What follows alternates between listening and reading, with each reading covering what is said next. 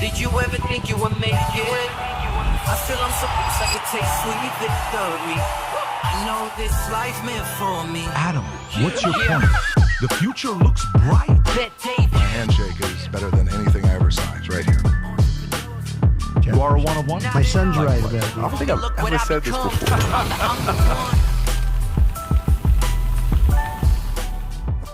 Okay, gang. Hope you had a good weekend. Episode 579. We got a different voice here today. Me and Tom have a very unique voice here today. You'll hear it when Tom starts speaking as well. This is when Tom's voice gets like this, he doesn't spend a lot of time at the office. He likes to go home and talk very to. white week. He likes to go to Kim and talk dirty to her, but maybe not something we want to talk about publicly, but it is what it is. Loved and made love. That's right. Okay. Shit. Anyways, a lot of crazy stories, okay, that we need to go through. We have, let me see which one I want to go through this. But by the way, I got a couple clips. We got to play that clip of the twins in Australia that you're talking about, right? Probably one of the funniest Identical things. twins that's gone viral. Gone viral. We'll play that Okay. and see if anybody, maybe you and Adam can recite it, or Tom Okay. and Adam, I don't know. Okay. White House pushes lab leak theory on new COVID website. Congresswoman's profane supermarket argument with constituent caught on camera. Is this with what's her name? Rob, who's that with the clip? Nancy Mace. Nancy Mace, that's right. She crushed it, by the way. She just And something else happened to her yesterday at a town hall that I have, and you're going to die laughing. she needs full security. security. Yeah, more comedy coming. Trump studying if removal power is an option. Hassett said Trump's administration demands Harvard disclose foreign funding, escalating feud. This is not looking pretty right now. So they said they're going to defund them. Harvard came back suing them. Trump's coming back asking this. It almost seemed like Harvard's about to get in trouble if they keep going back and forth like this. And next thing you know, new intel comes out. The rest could be history for Harvard. Harvard could be in a troubling place if we find out what they're really doing behind closed doors. 3 ex-presidents denounced the current one in a 2-week stretch. So obviously they're on the same page with what they got going on. Conor McGregor blasts mass migration as a genocide in Ireland. I got a couple clips I want to show you about that, which is kind of weird. Okay. Why U.S. men think college isn't worth it anymore, okay? J.P. Morgan details exactly how it thinks Trump's trade war will play out and what investors should do. That's probably going to be the first story we'll go through. Ben Affleck came out and said some things about California. He's not accustomed. I'm not used to hearing Ben trash California, but when you get to a point that Ben is not happy with California, you are doing a lot of things wrong. And the next story goes to Gavin Newsom, catching heat again as LA's 2028 Olympics in peril, and faces criticism after granting clemency to 25 criminals. And we'll get into that. Trump says mineral deal with Ukraine to be signed next Thursday. J.D. Vance this morning talked about how the trade deal with Modi and India is getting closer. I think you shared that with us this morning. Yep. Justin Bieber in bad shape. Shannon Sharp has just got to make a decision to change the types of women he's. Yep. I mean, the kind of text messages he was getting was I don't know if we'll even cover it or not. It's a crazy story. Trump's administration irate at Harvard, plans to pull additional $1 billion in funding. That's a Wall Street Journal story. GOP leader asks Attorney General Pam Bondi to prosecute Andrew Cuomo. Interesting. Dem judge in New Mexico steps down after man with alleged Tren de Agua ties found in his home. By the way, did you see Kilmar's wife being asked by Michael Strahan, hey, what happened in 2021? Is it true that in 2021 you called the cops? Did you see this clip? I have not. Oh, you have to see this. That's his clip. wife? That's his wife. And yeah, we'll talk about that. We'll talk about that. And the tattoo. Are you know the tattoo? What that means? Yes. Yeah. Okay. Yeah. We'll cover that as well. Interesting. Anthony Fauci, fortune doubled to $15 million between 2009 and 2023. Odd. Watchdogs finds during worst of COVID lockdowns. This guy's a great investor, or maybe something was going on we don't know about. Yeah. Zuckerberg reportedly cozied up to Trump so he could settle his FTC lawsuit for $450 million instead of $30 billion. Yeah, Tom's got some thoughts on that. I think, Vinny, you got some thoughts on that too. as well. Yep. Gen Z grad says their college degrees were a waste of time. That's one too many stories with college degrees being a waste of time. Oh, yeah. And money as AI infiltrates the workplace. Okay, so we'll cover those stories. I got a few other things that I want to show you guys as well that I brought in. There's one thing I want to show that has to do with Gary Player talking about what Tiger Woods did that prevented him from being the greatest of all time, that he could have had 20 or 22 Masters. I just really like what he had to say. And there's a stat talking about man needs 2 nights a week with his guy friends. Why it's necessary to be 2 nights a week with his guy friends. Men need that, and we'll address that as well. Folks, last time we did this, when the Yetis came out last time, I had no idea what was going to happen with the Yetis. I had no idea. When our team said, Pat, they're not going to last, like this, all of it was gone. Next thing you know, we were swamped by messages of, Pat, can we get additional Yetis to do collaboration with Valuetainment and Future Looks Bright? The next one is here. Now, keep in mind, these will go very fast. Rob, if you want to play this clip, we got different ones. These are based on what many of you guys asked. This is the Future Looks Bright Yeti, whether it's a pink one, whether it's the red one, whether it's the Tiffany blue or the white. These seems to be, this one seems to be, it's sick. It's absolutely sick. Yeah, or even a smaller one that you got.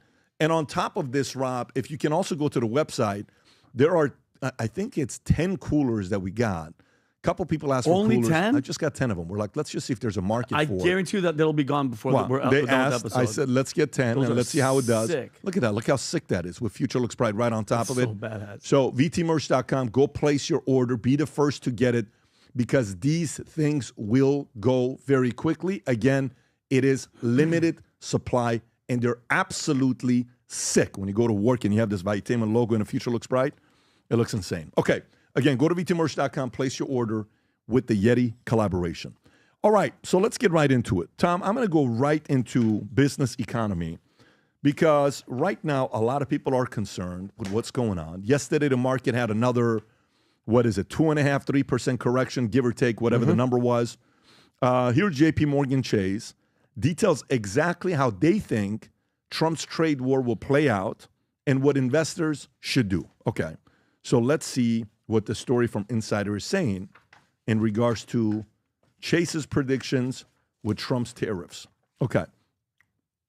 So JP Morgan Chase predicts Trump's tariffs will lead to some deals with trade partners with the effective tax rate rising to 10 to 20% compared to 2% earlier this year. The firm noted this represents a meaningful increase in imports duties, but lands within Wall Street estimates pre-Liberation Day. Expecting economic growth to slow, unemployment and inflation to rise, but the U.S. to avoid a full recession. The bank recommends structured notes for investors, stating they can simultaneously provide defensive exposure to stocks while delivering income through options premiums. Upside, offering a strategy to navigate the tariff included market uncertainty. JP Morgan Chase advises incorporating hedge funds into diversified portfolios, noting that volatility will allow hedge funds to exploit market mispricings and relative value play across asset classes. Tom. Well, Business Insider is covering JP Morgan, and JP Morgan had a big letter that came out a week and a half ago. And one of the things that people noted in there is they seem to be having or trying to have a calming effect on investors. Like they're saying, hey, we think the tax rate will be 10 to 20% of some of these tariffs compared to 2%, which is what we estimated pre-Liberation Day. So what they're trying to say, Vinny, is, hey, what we said before Liberation Day when the market started going crazy, and that was April 2nd, hey, it's happening. It's happening about that way. So they're trying to have a calming effect. And then what they're mentioning to people is, structured notes. And I won't go into deep detail. Adam could probably talk about it too. But a structured note is basically an investment vehicle that allows you a little bit of downside protection and a little bit of upside protection, and you get a little coupon in there. So what they're saying is there are other investment products that are designed for times when the markets and the financial instruments are volatile. And I felt like, Pat, that what Business Insider was covering, but they missed the headline. I think they blew the headline. It would be JP Morgan recommends calm and consider alternative investments as the tariff situation, trade war plays out, and we think it's going to land 10 to 20% tax on certain goods, which is what we said before Liberation Day. And I think they missed the headline because I think that's what JP Morgan is. That's exactly what they're saying here. And oh, by the way, call JP Morgan because we can help you buy some of these things. Operators are standing by. Adam. I guess, for those of us that support Trump, many of us in this room, including myself who voted for Trump, at what point are we going to sound the alarm and say, I don't know, is this actually working out? I think we all understand the need for tariffs. I think we all understand the need for taking on China. I think we all understand the need for not kicking the can down the road. But at the same time, when are we going to say, is this actually working? I think it's totally fair to ask questions. This is Tom and I were talking about this earlier. The number one story in the Wall Street Journal was the following. The Dow is now headed for the worst April in 100 years as investors send a no confidence signal to the market. Now, we all said brace for impact. We kind of have to have a short term, take a couple steps back in order to take 10 steps forward. But the market is getting a little fearful. As Warren Buffett always says, be fearful when people are greedy, be greedy when people are fearful. I'm still investing in the market. I'll always bet on America. But if you go to the fear-greed index, which we tend to take a look at on this show, right now, people are in extreme fear. So, I don't want to be, this is not a joke, but on Liberation Day, April 2nd, the only thing that's been liberated so far is trillions of dollars of wealth from the U.S. stock market. And I don't want that, nor does anybody want that. But since then, since there's potentially the worst April in almost 100 years, the Dow is down, the stocks are down, the S&P is down, the dollar is down, U.S. treasuries and bonds are down, consumer sentiment is down, gold is up because that's obviously a store of value, the VIX is up because that's volatility index, and the fear and greed index is very fearful. So at what point do we say, look, Trump, we're rooting for you, bro? But hopefully this thing turns around very quickly. Is 3 months too, and I get it, Adam, trust me, I'm with you 100%, but isn't this something that we have to go through as a nation because of how horrible everything? What are they, $37 trillion in debt? Yeah. Nobody respects it. I'm going to answer this and then I'm going to let you do your thing.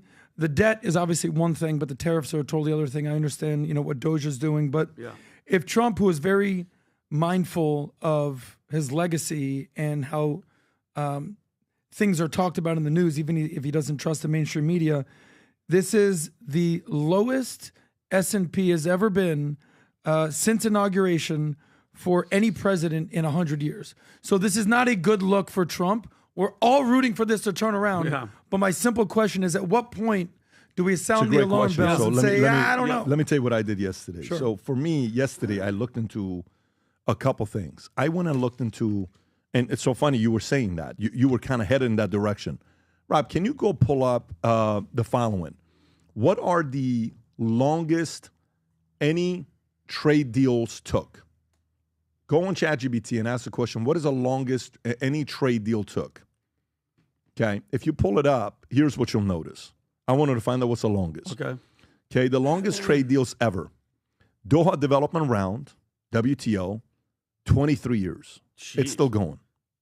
EU, Mercosur Agreement, that's EU, Argentina, Brazil, Paraguay, Uruguay, 1999 to 2019. Okay, and it's still not ratified. Okay, then you got Transatlantic Trade and Investment Partnership, 13 years. WTO General Agreement on Trade and Services, 10 years. Canada, EU, 8 years. And then I want to say, put the fastest. And here's what I found with the fastest. U.S. Jordan FTA, 4 months. This is in 2000. U.S. Australia FTA, a trade agreement, fastest trade deals, 1 year. U.S. MCA, 1.5 years. That's U.S. Mexico, Canada, 2017 to 2018. U.S. Singapore, 2 years. So even the fourth fastest was 2 years. Okay. By the way, people who are watching this, they're shaking right now. You understand what I'm saying? They're kind of like, what are you talking about? Yeah. It's going to take 2 years this long to go through this. That's what you think is going to take place? Well, if this is truly something that's a dramatic change that we're going to be making, this is something we have to go through. So now, I then looked up to see what companies were taking a hit, okay? And there's two different types of deals. Bilateral trade deals, 2 countries, it takes 1 to 5 years. Multilateral trade deals, 3 countries plus, takes 5 to 10 years, okay? But in the China trade deal, there are a lot of companies right now in China that are taking a hit. because to them, they're just shutting down. They're telling employees, go home. We have no work for you. And this is real. That's happening, okay? Mm-hmm. And some parts of America as well, some places are shutting down saying, we don't have work for you. We can't afford to have work for you.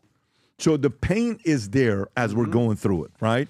You're hearing some small business owners talk about, I finance my, my mortgage. I've taken money out of my mortgage to be able to do this and all the stuff that they're talking about. So the pain is definitely there. But the part that I like on what happened, Rob, if you want to pull this up, the J.D. Vance Modi clip with India. If you can pull that up, I think Vinny sent it this morning. In the chat, Robbie. Yeah, in the chat. So if you pull that up, what the president and the administration is doing, which is the right thing to do, is they're saying, look, you can take your time all you want. We're going to the one country that you probably don't want to see be the next China, which is India. Okay? And here's what just happened. This is how long ago, Rob? Was it this morning? Yeah, I think so. April 22nd, 8:03 a.m. It was posted. Go for it. Watch this, folks. As many of you are aware, both of our governments are hard at work on a trade agreement built on shared priorities, like creating new jobs, building durable supply chains, and achieving prosperity for our workers. In our meeting yesterday, Prime Minister Modi and I made very good progress on all of those points.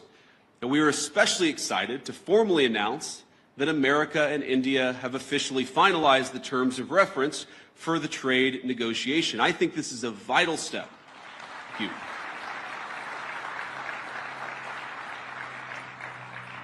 I believe this is a vital step toward realizing President Trump's and Prime Minister Modi's vision, because it sets a roadmap toward a final deal between our nations. As many of you are aware, right there. Tom, how important is this? Excuse me? How important is this? This is really important because I think what he's saying when he says the points of reference, I think what he's saying is basically LOI. Here's a letter of intent. It's not a contract, but it's a letter of intent. And inside the letter of intent says, okay, these are the 5 things that we're going to work through. So basically, that's a big deal to say that because, they get together, they stand in front of the flags and they say, boy, what a productive day. Nice to see you. Nice to see you as well. Do you like the gift? I love the gift. Thank you very much. Love the beef jerky. Thank you so much. And thank you very much for the curry. And they do that, and it's kind of just a handshake and back and forth. This seemed, and you heard the people applauding, very specific. I talked to the Prime Minister. We've got points of reference. So to me, it's like an LOI that says, hey, guys, we're around first base, and we know exactly what we're going to be talking about, and we know exactly where we're going to go. And when trade deals enter negotiation phases, usually what they do is they mutually pull the heat off each other. Like when 2 countries are at war, they say, we're going to have a ceasefire, and our guys and your guys are going to meet in Geneva, Switzerland, and we're going to talk about it. You know what I'm talking about? They have a little ceasefire. That's how usually international deals happen. So likewise, they usually turn down the heat on it.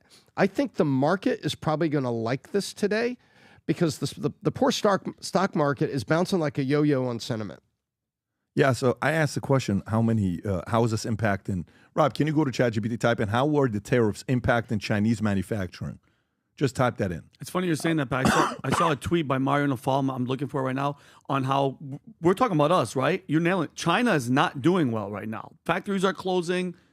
It's hitting the fan over there as well. Like people think it's all good, and that's right. Dan, that's a great point. So it says Zhejiang province factory closure. Okay, over 50% of export-oriented factories in Zhejiang, a major manufacturing hub, are expected to halt production temporarily following the imposition of 145% U.S. tariffs. Many companies are extending their labor holidays indefinitely due to a sharp decline in U.S. orders. Okay, and then this continues, by the way. It's not getting any prettier. Let me see what this other region is. Give me 1 second. Let me see this one here. Yeah, many companies, the plastic manufacturing sector risk. Chinese plastic plants face potential shutdowns as tariffs have disrupted the imports. U.S. ethane, a critical raw material for plastic production. The increased costs and supply chain disruptions have made operations unsustainable. U.S. Companies shifting production. David's Bridal reduced China's based production from over 50% to 30%, shifting operations to countries like Sri Lanka, Vietnam, and India. So companies are moving away from China to places like Sri Lanka, Vietnam, and India. And then Stanley's Black & Decker decreased reliance on China manufacturing from 40% to 15% over the past 7 years, planning future reductions and reallocating productions to other parts of Asia and possibly Mexico. Now, keep in mind, we can talk like this and be like, oh my God, China's struggling. They're going through a hard time. They're gonna have to do a deal. They're gonna have to. Nobody knows, because in China, their media is saying U.S. is getting destroyed. Mm-hmm. The Chinese media is saying U.S. economy is in shambles. They don't know how they're going to handle it. They need China. The same thing Americans are saying is the same thing the Chinese are saying about how the U.S. economy is in shambles right now. Tom, thoughts? Yeah, well, and I'll tell you, the India thing, we talk about sentiment. The market opened 1 minute ago. It's 9:31, right? So S&P 500 up 55, Dow up 400, NASDAQ up 182, just moving right here live. So it's an early bounce. The day is young. There's a lot of things that happen in the market, but the market is jumping a bit on sentiment, and you got to believe that hearing about India is part of this because it calms the market. The market just wants to know everything's going to be okay and things are going to come down a little bit. And I think that, you know, the volatility that's out there right now, we have the volatility of words. What do you mean? Well, the volatility of words. The sentence? Yeah, the volatility of words that go back and forth that causes the market to get a little concerned, and then, you know, people are making research, and Wall Street Journal today, as Adam pointed out, saying, "Hey, this could be the worst April since the Great Depression." Well, that's a fair headline based on historical facts, but those words make the market nervous. But trade deals, you know, are things that now go the other way and will calm the market. But we need more days like this morning. Well, it's very hard to compete with China just because they cheat. You know, China is the world's warehouse that makes everything, and we've been shipping away manufacturing jobs for a few decades now. You know, how many times do you look at any good you buy and it says made in China, made in China, made in China? You even see videos of like people trying to call Trump out for things in Trump MAGA world that are made in China. I don't know what the validity of that, but they're like this factory of 1 billion plus people that just never sleeps. And it's very hard for smaller countries or even America to compete with these people when you have low costs, they're cutting out competitors, undercutting competition. The CCP is heavily subsidizing many of these industries, just like Trump did with some of the farmers in some industries here. They pay low wages. They have zero environmental regulation. They have low standards for the workplace. They don't give a shit if kids are working and chopping off fingers. They don't care.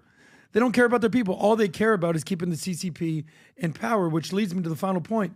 We covered this on the town hall, the live podcast we did the other day, where you have Xi right now, where China was alienated just a short 12 months ago.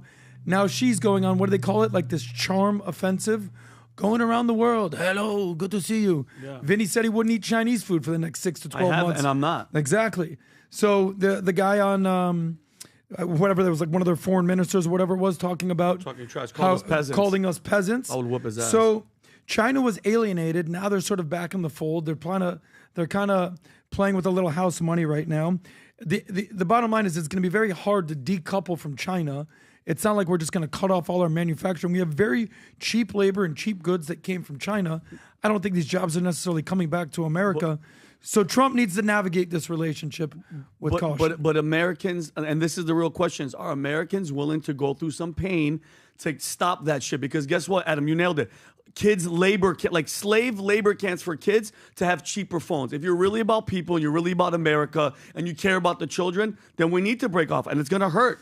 And I'm one of those Americans that's America first. And guess what? If I have to pay a little bit more and not to deal with these you-know-whats, then Listen, so be it. What I say all the time is I believe the children are the future. I know. You teach them well and let them lead the way. By the way, it's going to happen. When you're saying that, okay, and we can say that, but there's a lot of people that don't have that luxury. Yep. There's a lot of people that are 4 weeks away from shutting down their businesses. There's a lot of people that are 2 weeks away, 6 weeks away. They're very scared. There's a lot of scared people in America today, okay? And you know who the scared people are? Here's a crazy stat for you to be thinking about.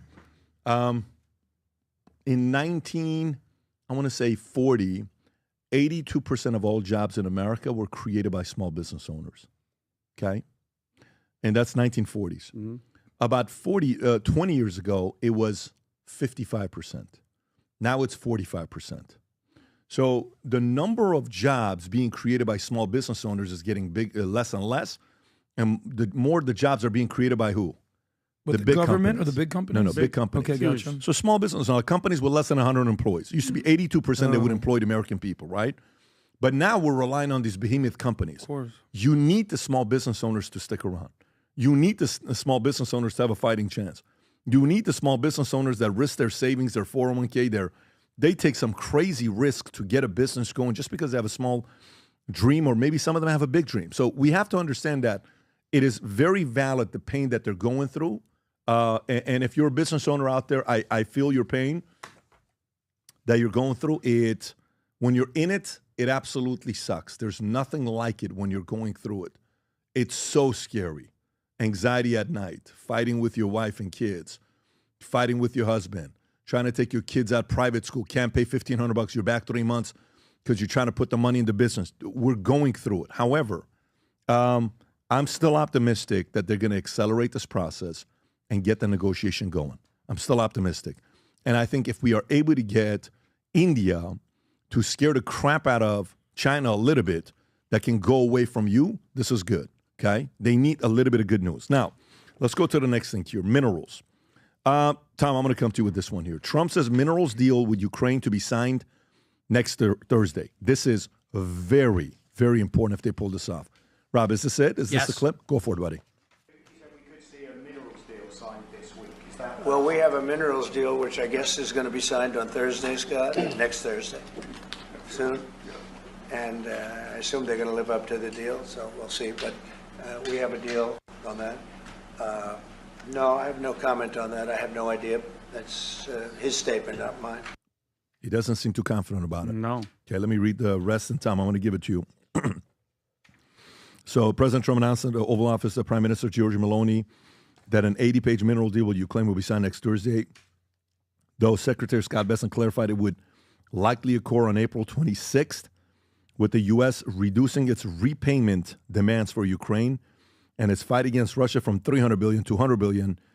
Ukrainian President Zelensky, after meeting with Trump administration, said good progress has been made and a memorandum of understanding could be signed at any moment, but Bessent revealed Zelensky was supposed to sign that during his February visit, instead bypassing it for the big deal, which Zelensky refused, causing a televised Oval Office confrontation, which we've all seen that. Tom, go ahead. So there's the what and there's the how. Here's the what. Rare earth minerals are important. Lithium, cobalt, things like that. They're in your phone. They're in the batteries for EVs. They're in batteries on your phone, as a matter of fact. And they are critically important, and they're called rare earth minerals because they're very rare. They're only in certain areas around the world. Just like gold is only in certain areas around the world. Oil is only in certain areas around the world. So are these. That's the what. We need that to keep driving a technologically advanced economy. And we need lots of that. We need a supply of that. And when we were dependent on the Middle East for oil in the 70s and early 80s, that was bad. That's why drill, baby, drill, because we have oil. We have it. Well, for rare earth minerals, it's not dig, baby, dig, because we don't have them everywhere. And so we need partners. And recently, China has said that as part of this trade war, that they are embargoing us and saying you don't get the rare earth minerals. This is exactly what Trump feared, and that's why, before everyone understood the how, why Trump was there at the Oval Office back with Vance and Zelensky when that whole thing happened, going at each other there, and he then refused to sign the minerals deal because Trump said, I got a great idea. I'll give you a little discount on what you owe me back, but then you can pay me in rare earth minerals that I need for my economy. The art of the deal, that was good, and that slipped. Well, now we need it even more, and it appears, there's no word of whether this was in there previously, but it appears that what's on the table now, and they call this a Memorandum of Understanding, MOU, that we're going to reduce what you owe from 300 to 100, and you're going to pay with the rare earth minerals. If we get it done, this is a good thing for the U.S. economy to get access to the rare earth minerals. How much do you think Zelensky knows that the U.S. desperately needs that minerals deal, and he's intentionally delaying it? I think he knows it a lot, and I think he's a player, and I don't think he really cares about his country. I think there's a lot of things going on. Why would he delay it? Give me 3 reasons why he would delay it. Because is it one is giving a middle finger to Trump? I get that. What else? What are 2 I think other? he wants more. I don't think he wants a discount. I think he wants cash, because that's always what he comes looking for. And they take the cash, they skim it, then they send some of it to, ironically, back to U.S. companies, and they buy arms and stuff. And I think he wants cash. I think that's what it is. That's why he's manipulating it. And I think he also looks over his shoulder and saying, yeah, and I notice you don't have a deal with Greenland yet. You only have this negotiated détente with Greenland, where Greenland is slow-rolling China. Because remember, China's trying to get a deal with Greenland to dig rare earth in Greenland. So in addition to their own rare earth and to have their rare earth, China's trying to play the monopoly game and get all the yellows, because a set of yellows is rare earth minerals, which means they control any technology economies because they control that supply. That's what's going on. And Greenland, would be a big help. And haven't heard words about Greenland recently because we've been trying to get that deal done. So I think Zelensky knows. I think he wants cash. He always wants a little more, always wants a little more, Let me ask you, who can help in this situation? Because Putin's also not helping, right? Putin's also not helping the fact that he's not wanting to come to the table. It's almost like he's trying to say, hey, Trump, mind your own business. I'm dealing with my kid here. Ukraine, this is none of your business. Leave it alone. I'll let you know when we want to do something. You don't dictate the terms. Is that kind of the vibe you get from Putin? That's the vibe I get. And there are 2 words that would that the rest of the world would probably flip out at. But there's 2 words that Trump could utter to Putin to help move that forward: Crimea and Donbass. And say, tell you what, we draw the new line, Crimea, Donbass, we call off the war, we do all this. Do you see what I mean? And I think, remember, Russia feels that is historically theirs. They feel that the creation of Ukraine stepped on their historical territory, and they've been upset about it for, as long as Ukraine has been separate. And so I think that's what Putin also has his desires, and it's territory and what he says is legitimate, Russian historical soil. Does Ukraine have a deal with China at all? Rob, can you check that? Does Ukraine have a deal with China on minerals? Do they have a mineral deal? I don't think they need them, but let's just see if there's anything there. I haven't heard of one. Yeah. Of China said exactly engage in Western nations. Okay. Yeah, this is a pretzel, and this is really important. Yeah. This is an important deal to get. I don't know, Tom.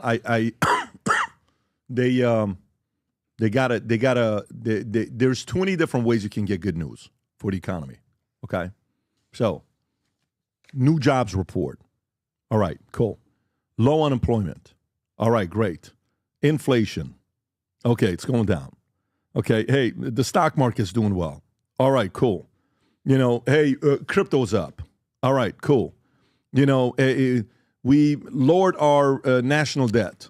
So far, none of those we have. We brokered a new trade deal. Okay. What else? What else can you say? Yeah, the trade deal thing, like India. Like, hey, we're progressing with India. I changed my mind. We're going to move interest rates down. Right. I changed my mind. Jerome Powell. Okay. Taxes are going down. The new tax plan is ready. It's going down. Especially for the middle class that already is maxed out on credit cards, so that they could actually spend a little bit. Right. Sales, spending, consumer confidence is up, right? What good news do they have right now? Right now? Right now. What good news do they have right now? Literally, J.D. Vance at the podium has been the best news that I've seen in about a week since the jobs report came out that showed February was pretty strong. That was like remember that? That was like a hard number victory. Hey, people are hiring. Yeah. Things are that. But since that, we're looking for not sentiment, but looking for signatures and numbers. That's what I'm waiting for, signatures and numbers. Adam. So what's the question? Or do you want me to comment on what? Comment on what we just talked about. What would be good news for the economy? A war for the economy overall. I mean, everything's being disrupted right now. I sent this to Rob. I'm a fan of this guy, Fareed Zakaria. and he coined something called the post-American world, and how essentially whether it's Trump sort of being the disruptor or whether it's the world sort of reacting and basically no longer necessarily relying on America. I could argue this is a good thing. I could argue that this is a bad thing. But the basic premise is now that the Trump administration has basically had this revolution on foreign policy, economic nationalism, basically freeing ourselves from all these trade agreements, World Health Organization, tariffs, everything that he's doing, how every country is now going to seek independence from their dependence that they've had on America for the last 70 years, whether that's through protectionism or, economic advancements, or whether that's through literally us protecting them with our troops, our bases all around the world. But, there's a part of this, I don't know if you can show this clip, Rob, or actually show the part of it, but they singled out, at the very beginning, they talked about how there's the foreign minister of Singapore, and basically they're pro-American, but they're also on Chinese side of the world, and they basically have to balance. There it is right here. He said basically how America has changed from great liberator to great disruptor to now a landlord seeking rent. And, that's sort of a jab at Trump, basically saying time to pay up. It's payback time, which I understand. But now if you kind of go on this clip, the EU is now basically saying, all right, the U.S. is no longer prepared to underwrite the global order. This makes for international environment far less orderly and predictable. And there's probably one more quote that you can find from the EU right here. If it's coming up right here, here it goes. This is from Germany's likely next chancellor. They say, Friedrich Merz. He says, that's Tom's accent if you want to do it, Tom. My absolute priority would be to strengthen Europe as quickly as possible so that step by step we can really achieve independence from the USA. I never thought I'd have to say something like this, but after Donald Trump's statements, it is clear that the Americans, at least this part of the Americans, this administration, are largely indifferent to the fate of Europe. So I'm actually okay with some of this, but I also understand why this is a great disruption. Because we can't be the world's policeman. We can't just take care of everybody. Because if America, in my opinion, if America at this point was, if I could find an avatar for who America is, it'd be a rich, fat, bloated person like someone like J.B. Pritzker. Handing out cash to spoiled children. Exactly. We're rich. We got everything going on, but we're also very fat and bloated. So something's going to have to give. And indifferent to the fate of Europe, let me translate that. Willing to pay 70% of the cost of NATO. So let's make sure we understand what some of these statements are. And by the way, this guy's a Democrat. It's not like he's going to be a pro-Trump guy. Yeah. Friedrich Merz is a guy that's a Biden guy. He's not a Trump guy. So he's going to make the yeah. However, Okay. You're right. The one thing to be thinking about is the following. Very simple. Okay, you're in a room. You're negotiating a contract with a carrier. Okay, you got one guy here. You got one guy here.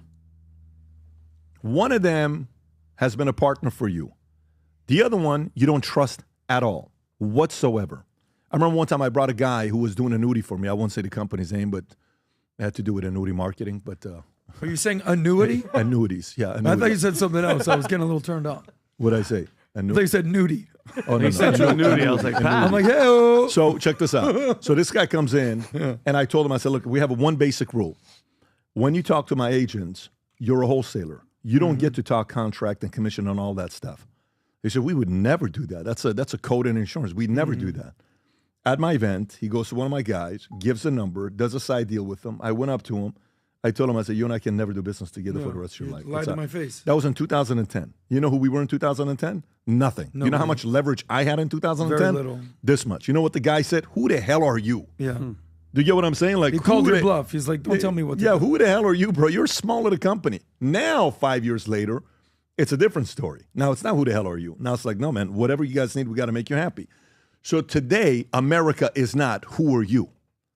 America is still America. Fully agree. And nobody trusts China. So to me, this is a messaging issue that I think everybody needs to be on the same messaging over and over and over and over and over and over to say, here's how China is as a partner. Hey, everybody in the EU, in the Middle East, this is how China negotiates. Just so you know, we saw them under COVID. We saw how they negotiate. They'll steal everything from you. They will never keep their commitment on their contract. They're not going to do it. So that's that. Do you want to partner with somebody like that, or do you want to partner with somebody like us? Who do you want to partner up with?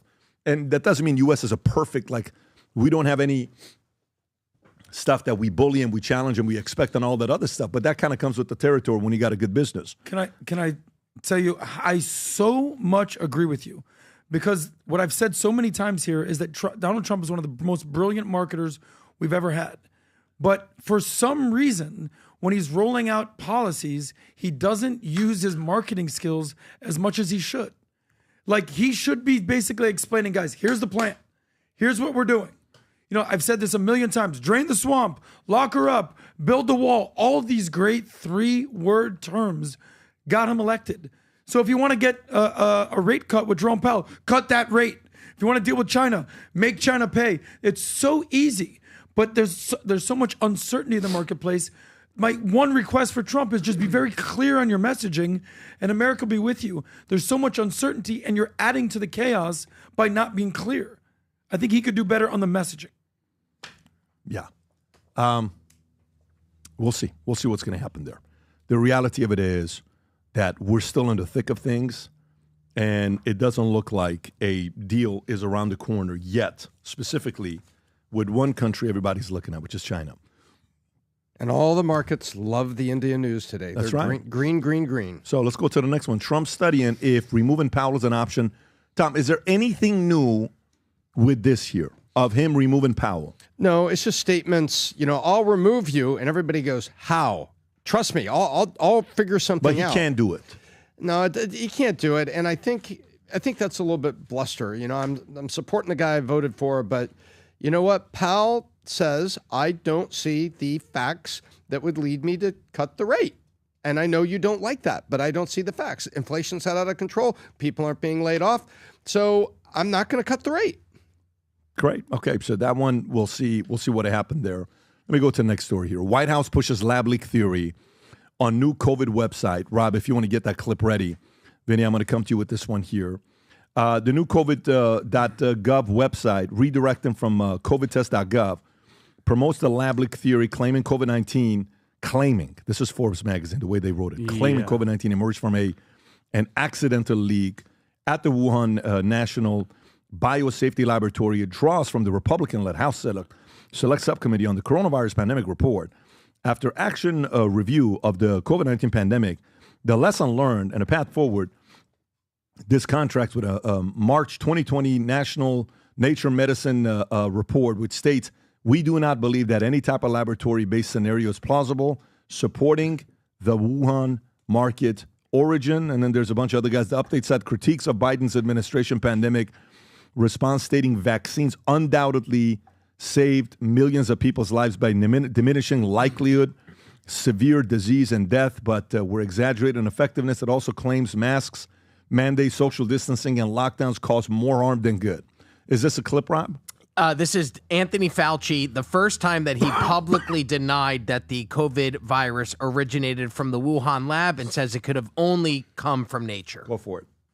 Yeah, please. Mr. President, I wanted to ask Dr. Fauci, could you address these suggestions or concerns that this virus was somehow man-made, possibly came out of a laboratory in China?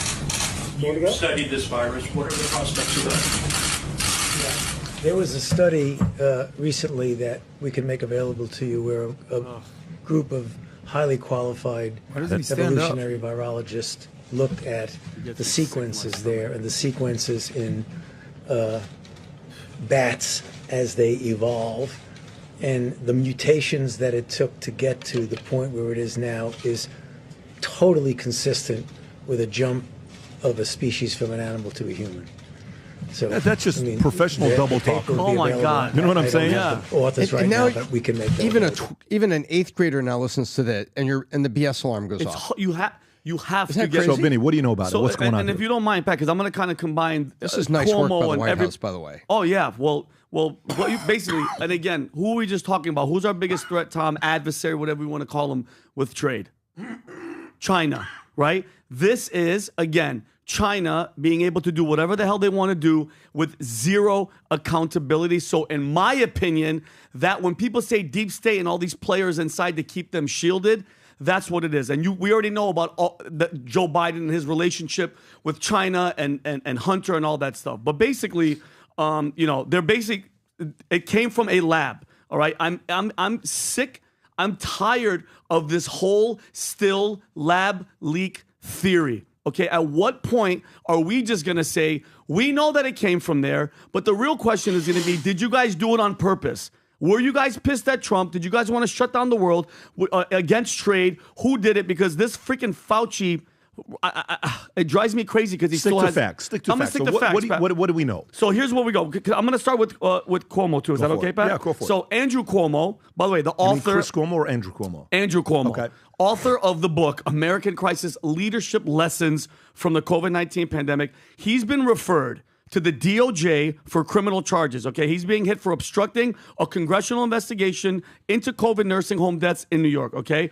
And this is all alleged. His office covered up the true death toll, altered state reports, and lied to the DOJ and the public, all while pushing a policy that forced COVID-positive patients into nursing homes, leading to deaths of thousands of innocent seniors. Now, the Oversight Committee Chairman, James Comer, has been referred this to Pam Bondi, and he said, and I quote, Andrew Cuomo is a man of history of corruption and deceit, now caught red-handed lying to Congress during the Select Committee's investigation into COVID-19 nursing home tragedy in New York. Let's be clear, guys, you're lying to Congress is what James Comer is saying that this is all happening, right? And then right in the middle of all this, these are facts, Mr. Anthony Fauci, while America was shut down and locked in and scared to breathe, his net worth doubled. All right, guys? Going from 7.6 million to over 15 million between 2019 and 2022. Okay, he made $4 million in salary and government perks, raked in $2 million in royalties and speaking gigs, and pulled in another $1.6 million in investment gains. Oh, and by the way, his wife, who was recently stepped down or let go, Robbie, I don't know if she was fired or not. She brought in $1.6 million from her own government job, all while Americans lost their businesses, buried family members, all right, and were silenced if they spoke up, all right? And he was the highest paid federal employee in the government. And then, think about it, Joe Biden, yes or no, with the pen, if it was auto pen or not, Pat, gave this guy the green light to walk and never be prosecuted or nothing to happen to him. I think that there needs to be a full investigation. Please find out if that auto pen was actual auto pen and go after them, because this is what pisses me off, Pat. And this is one I want everybody to know this. Are we going to let them slide for what they did? Are we going to let Fauci, Biden, the White House, Cuomo, or even Chris, and I love Chris to death. Do you remember the video that Chris put out, Pat? Chris Cuomo put out a video on CNN, and he said, you know what the biggest threat to enemy to America is? It's the fellow Americans. How are we going to you mind if I play this? Play this clip. Think about this. In a world of threats and tyrants and terror, you know what our biggest enemy is in America? Our fellow Americans. The pandemic is dispositive proof of that. The number of new COVID cases going down. Deaths. Did you know that deaths this year already surpassed 2020's? 352,000. Now we're higher than that. And we have vaccines. How can we be dying more after we have what keeps you from dying? Okay, Robert, you can stop it because it keeps going on. How are we going to let everything that they did to us? They destroyed the country. They destroyed the economy. They locked us down. They were telling us, get the vaccine, put this freaking experimental drug in your body. Fauci was behind all of it, and all of them, and then not everybody's going to walk. Nobody's going to be held accountable. I want us to stop and say, no. Before we move on to the next thing, I want accountability, gain of function. Fauci lied in front of Congress over and over and over, and people are dead because of him. Okay, and we're just supposed to say, okay, because he got a preemptive pardon, he's going to walk. And even Andrew Cuomo, all these people, they all lied, and people lost their lives. And it pisses me off that people are just on to the next thing. Something has to be done, Pat. And if that is auto pen, if Pam Bondi and they're referring and James Comer referring, find out if that thing was actually happening and undo the freaking Fauci pardon and go after him. I think, Tom, isn't that only fair? Yeah, and I think the original topic here, the White House pushing lab leak, the site, and putting facts and history and items, and then criticizing the Biden administration, criticizing the response. And I think the lab leak the White House has put out, the White House is not kicking the can down the road. Now they've published, this is our point of view. And now the question is, will there ever be, investigations, hearings, or prosecution? Well, the guy at the middle of it has got a pardon. So what do you do with that guy? Yeah, but let me ask you a question. This lab leak theory, when are we going to stop and say, okay, we know it came from Wuhan? Well, we're making progress, though. Yeah, but this is China going to get held accountable, even if they say it came from this lab? Let me tell you. So let me tell you what. Okay, so do you think China is going to be held accountable for it? Nope. Tell me why. We owe them too much. They have all these people, all these deep state people are in their pockets. Why else? Why won't they be held accountable? Right now. I mean, to me, those are the two things. They're protected. In our government, they're protected. They were promised they're never going to get in trouble. And we owe them too much money. What else is it, though? We're also in the middle of what negotiation? Trade war? Yeah.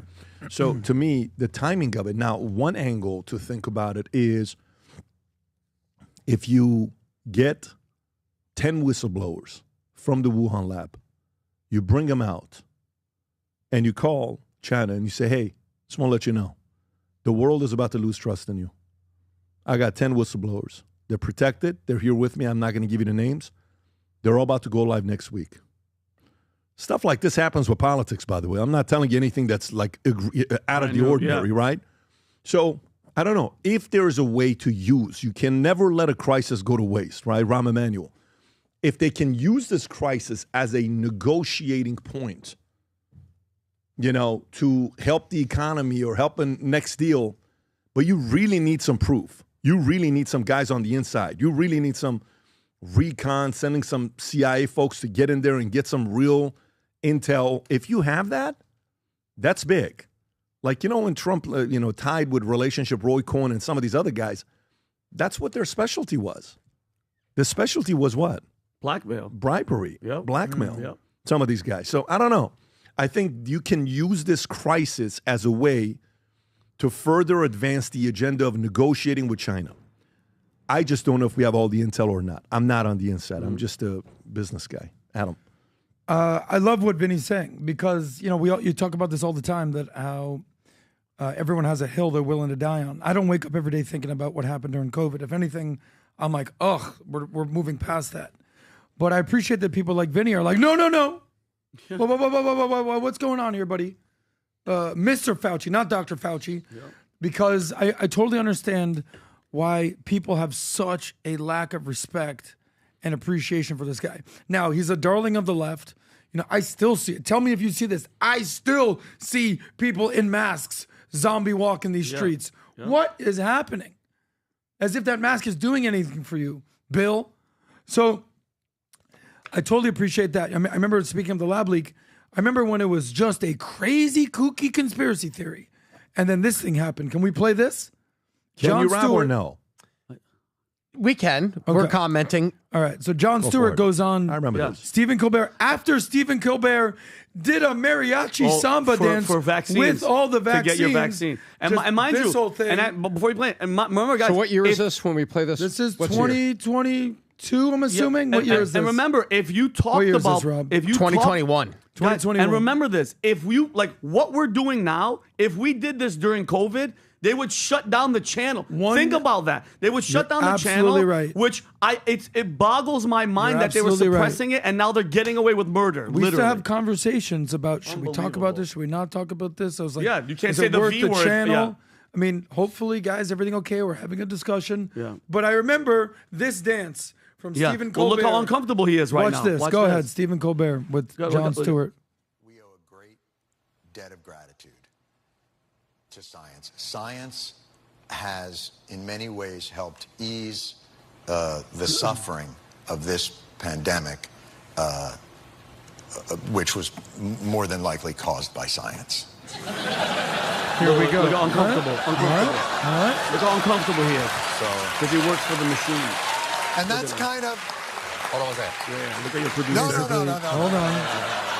Now, listen, Listen, getting very uncomfortable. It's coffee. I wouldn't do that to you. I wouldn't do that to you. I'm So all what for do you? spit takes, But but- what do you mean by that? Do you mean like Well, so this was here's perhaps there's a chance that this was created in a lab? There's an investigation. A chance?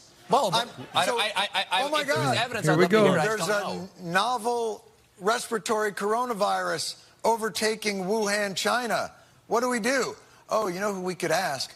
The Wuhan novel respiratory coronavirus lab. The disease is the same name as the lab. That's just a little too weird, don't you think? And then they ask the scientists, they're like, how did this... So wait a minute, you work at the Wuhan respiratory coronavirus lab. How did this happen? And they're like, a pangolin kissed a turtle. It was a bat that I was eating in a wet market. The name of your lab. If you look at the name, let me see your business card. Show me your business card. Oh, I work at the coronavirus lab in Wuhan. You can pause it right there. Such a good take by Jon Stewart. I mean, and you nailed it, Pat. Like for negotiation for the trade thing, but I feel, my opinion, that one of the reasons it was released was because Trump was being so hard on them on trade and putting their foot to the fire. I don't disagree. Yeah, and it just drives me crazy that we've gotten all these promises from Epstein's list. By the way, Trump was shot in the head. We know more about that FSU guy in 2 hours than we know anything about Thomas Crooks. Guy with 6 cell phones communicating with Ukraine. Same thing with Ryan Ralph. Ukraine, all these connections. All right, no COVID answers, no nothing answers. It's just as the average American, it really, really disappoints me that these people are getting away with it. I just fully agree. We need to hold China accountable. Like I said before in the previous segment, make China pay. The one thing I will say that COVID did do for me, everything like this, is that it completely pierced the bubble that I was potentially living in, where I was like, what do you mean the mainstream media would lie to you? Yeah. Let's go to this next one. What do you mean about that? All right, so is this Congresswoman is in a supermarket, Rob, if I'm not mistaken, right? And she starts recording this guy who is, being a little bit obnoxious to her, and she just records it. Watch this exchange You're here. talking Go about for it. Nancy Mace. Nancy Mace, yes. Watch this, folks. Okay, Congressman, South Carolina. Nancy? Yes. When are you going to host a real town hall for the people? Did you miss the 15 I had last year? That wasn't the town. When are you going to host one this year? I've already had one, and we'll have a dozen more. The town hall you hosted this year was not a town hall. Let's be real. It was a town hall, and I do them every year. Every year? You want to keep going? Are you going to do any more this year? Want to keep going? Are you keep going to harassing do? I'm me? asking if you're going to have any more town halls this dozen year. town halls last year. I asked if you're doing any more this year. It was one simple question. Yeah. Are you doing a town hall this year? I've already done one. I'll do. Are you doing any more this year? It was a simple question. You're always invited. Okay, sweet. We'll look out for an actual invitation. I for the voted next for one. gay marriage twice. What does that have to do with me? I'm just saying, it has everything to do with you. You think everything about me has to do with gay marriage? do. That's your first stance when you Yep. speak with me? There's no Absolutely. other humane wanna get in my conversation you face can have about about me? town halls, you should have shown There's up no to other last humane year. thing you can talk about me just saying, oh, I supported gay marriage. Yeah. That's better not video. Way better video, Rob. There's one from her angle. Yeah, I know, but the other video doesn't show the entire interaction. It Yes. shows where Nancy but- Mace picks up and starts recording. Got it. So now you, But can you show the other video? Because it'd be important to see what the other guy looks like. You also see her. Yeah. And while he's doing it, Rob wanted to get the low angle. No. Where you see no, from what the he's floor. trying to do is because Yeah. this is how it started. Because the guy's recording her I because he get knows it. he wants to get into a confrontation with her Now because here's she's the guy. Fast anti-trans. forward a little bit, Rob. Yeah. 30 seconds, I think. Yeah, that's good. Go for it. You think everything about me has to do with gay marriage? I do, That's absolutely. your first stance when you Yep. speak with me?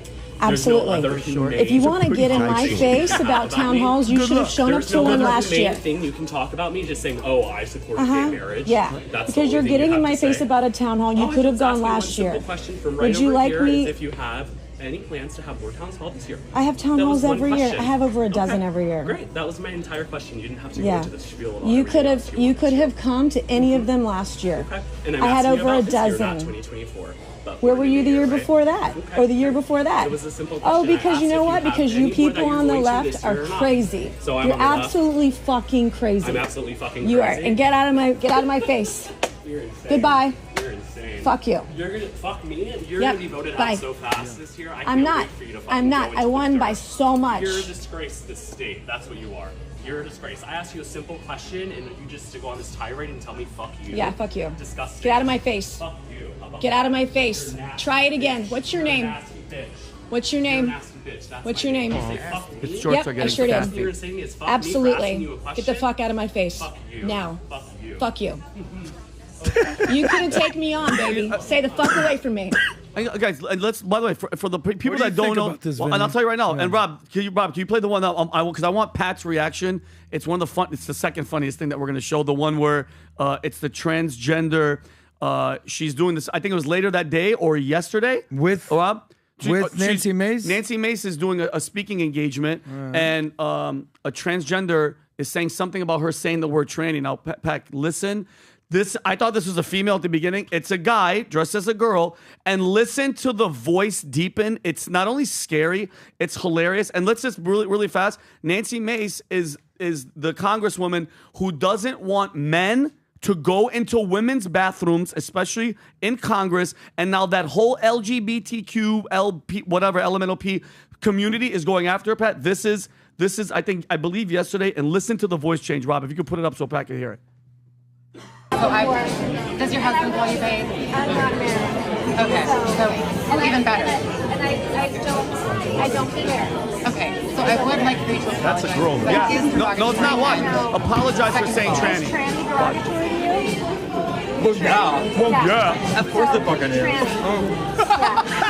What's up, bro? Go back. That's Go back. derogatory Look to at you? Pat's face. Look at Pat's face. What's up, bro? That is Do it again, Rob. Second of all. Is tranny derogatory to you? Well, yeah. Yeah. Of course So, the fucking is. Tranny. Yeah, tranny. If that's derogatory and offensive to you, good. Taking my bush and going home. Okay, Adam, thoughts on this exchange with Nancy Mace? Well, the second one or the first one? First one. The first one, I actually think Nancy is mostly in the wrong. You're at a public forum. You're at what looks like a CBS or a Walgreens or whatever. The guy was not as sassy as the article made it out to be. His shorts were a little bit lower than I thought they would be, no doubt. He basically said, hey, when's your next town hall? He wasn't like, fuck you, I hate you. He said, when's your next town hall? And she was quick on the trigger. I mean, I think she went to the Citadel, right? She was like one of the first women, if not the first person to graduate from the Citadel, from some certain segment of the Corps of Cadets of the Citadel. You can fact check that. Yep. So she's a badass. I get it. But, sometimes when you have a trigger finger, you're a little quick on the trigger. So all he said was, hey, when's your next town hall?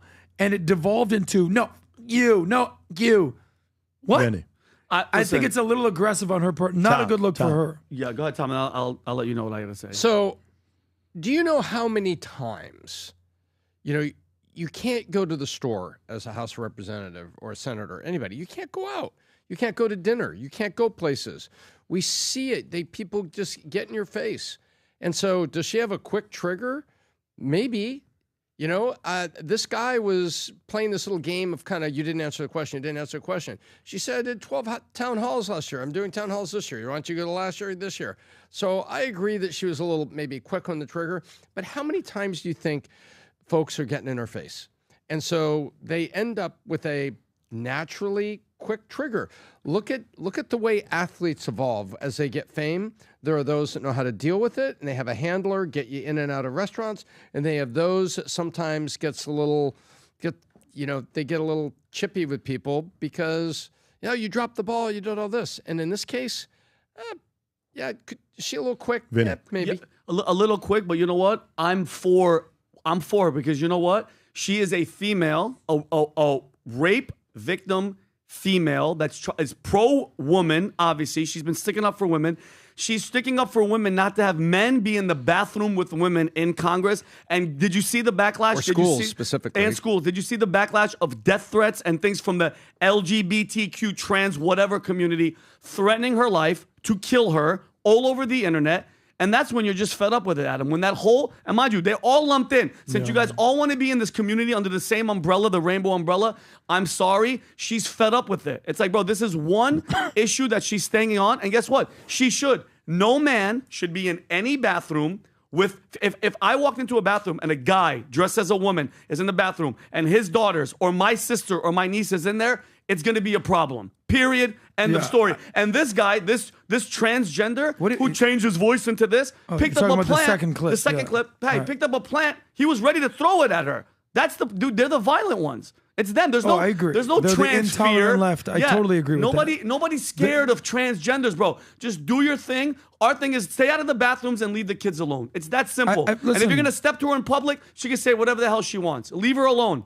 Leave her alone. So do I agree? Do I agree with her policies? Do I agree with her beliefs? Do I understand that she had a sexual assault? I think at one time I know that she's definitely against men and women's. I'm fully agree with her. But let me tell you how things work. Because how many times have you been approached in public, PBD? How many times? A lot. So much you can't even count. If every single time you're ready to have a fight with somebody, you're going to have a very miserable life. You're going to have a very miserable existence. You know, I remember one time we were at the your favorite Chinese restaurant, Japanese restaurant in California. Yoshinoya. Okay, and some guy steps to PBD. I don't agree with you. At 11 p.m., the only place open. This is right after we were at the debate, the Republican debate in California at Simi Valley in Reagan. And some guy, he was you could tell he was a worker. You know, he had paint on his overalls, kind of a guy, and he kind of like stepped to PBD, not disrespectfully, but he kind of came up, almost like this guy challenging Nancy Mace. He goes, "Yeah, I don't like that you talk trash about California." And then PBD's initial reaction was, "Oh, really? Tell me why." So you don't like how you're calling out California. I love California. And PBD said, "Well, let me ask you something." And what happened was a very contentious situation that could have been bad, actually being a very harmonious, great conversation. So that's the type of thing that these politicians who are quick on the trigger should probably do. Because how many people are going to see this and be like, "Oh, if I run into this lady in public, I know it's on." It's a very unfun existence. If she would have said, "Well, actually, we do town halls next month. It's coming up. Can I send you an invite?" Nice shorts. Well, yeah. Like, do you really want to go around life like that, challenging every single person? The guy wasn't that disrespectful. If a community, she's the person that said, "You first." If a community, she's the person. If a community is threatening my life, Adam, yes, I'm fine back. What do you mean? Rob, if a community, the LGBTQ community is threatening to kill her online. They make videos of her saying, "We're gonna get you," like whatever, bro. I'm not. Yeah, but that's okay. What is this, Rob? This is a Don't be out video. in public. This is a video Nancy Mace released after the confrontation with the man in the Daisy Dukes at the Walgreens, where she talks about the confrontation. Got it. The Daisy And Dukes. today, her first day as comms director is Daisy Dukes Day. Yeah, that guy. It's not the first time I've ever used language with people before, and it certainly won't be the last. You don't have the right to harass me. It's not ever going to be okay. And if you want to get in my face, expect it right back, and I will record you, and I will make you famous. Bingo. I don't know. All right. What do you think, PBD? I want to actually get your take on this because the example. Let me tell you what I learned a go long ahead. time ago. If something traumatic happens to you that causes you to have a certain set of beliefs and value system based on trauma, never debate that person. There's no point to it. It's trauma. If it's not based on reason. For example, you hate guns because your family was all Second Amendment. You're in Oklahoma. Your 2-year-old daughter accidentally grabs the gun and boom. Your oldest son may never forgive you and he may never be a fan of guns. Hypothetically, I'm just making this. Good luck trying to argue with that guy to say you're wrong. Oh, yeah. He said, no, I will never see my sister ever again. The last time I saw my sister was 2 years old. So, I mean, I get it. I understand, where she's at, and it's stuff that's happened to her that's personal. When that happens, you're not going to change your mind. This is what you get with her. Does she create unnecessary drama? At the end of the day, we're talking about her on the podcast. So who knows? Maybe it's helping her out. But you're right. It is going to attract other people that if they want eyeballs, just go up to her because you know how to get under her skin. Easily. Okay. All right. So let's go to the next story here. Next story, I'm going to go to Harvard, Tom. So not I'm going to go to Harvard. I'm going to go to the Harvard story. I just want to make sure I clarify that. Yeah. So here's with Harvard, folks. There's some interesting things going on over there. Where is that story? Is that story on the addendum, Rob, or is it on the Rob, if you can do me a favor. Yes. Because it's the sequencing, right? Because first the Trump administration says, we're not going to be funding you. Then 2, Harvard sues the Trump administration, right? Then 3, Trump's administration, irate at Harvard, plans to pull additional $1 billion in funding. This is the page 3 Wall Street Journal, Rob. It looks like you got a video here. I'll read this, and then if you want to play the clip. The Trump administration, furious after Harvard publicly released a long list of demands sent on April 11th, plans to pull an additional $1 billion in health research funding. The demands included federal government oversight of admissions, hiring, and the ideology of students and staff. Harvard's President Alan Garber stated, "The intention is not to work with us to address anti-Semitism in a cooperative and constructive manner, and confirmed we will not accept their proposed agreement." The administration, initially planning leniency, now seeks to pressure Harvard from more than Columbia University. Harvard's release of the demands letter from the Task Force to Combat Anti-Semitism, which was not marked private, positioned the university as a face of resistance. The administration froze $2.26 billion in funding and threatened Harvard's tax-exempt status and international student enrollment. Go ahead, Rob. I think what they did was a disgrace. They're obviously anti-Semitic, and all of a sudden they're starting to behave. But when you see what they were saying, what they were doing, when you see the way they took care of events, when you watch that woman, that horrendous president that ruined the image of Harvard, maybe permanently. He's not wrong. In Congress, in the halls of Congress, when you take a look at what happened Gay there. was her name, I It was horrific. And, I've looked at a lot having to do with it. I'm not involved in it. It's being handled by lawyers. I read about it just like you did. But tax-exempt status, I mean, it's a privilege. It's really a privilege. And it's been abused by a lot more than Harvard, too. By a lot more than Harvard. So we'll see how that all works out. I don't think they've made a final ruling. Tom. I don't believe they've made a final ruling, but it's... Go for it, Tom. So we have to remember where this started. This didn't start with Trump. This started with, Jewish students on campus not being protected, and then a president sitting in front of Congress admitting by saying, "Oh, I'm not answering that question. That's not what we've done," but admitting it. And then she, suffers a consequence when she goes back because he's right. And now what they're saying is saying, look, you seem to say you're a private institution when that works for you. And now you're upset at me. This is public money. This money that they're getting from the U.S. government for research or whatever they're doing at the university started with the taxpayers, started with you. You gave $4 to Harvard last year, Vinny. You just don't know it, right? I mean, you take a look at the hundreds of millions of dollars that went there. Vinny? You know? You gave money to Harvard last year? No, I didn't. Yes, you did. $4. I did? In your taxes. Literally, that's what he's saying. That's not $4 cool. in your Public taxes. money is out of your taxes that they collected.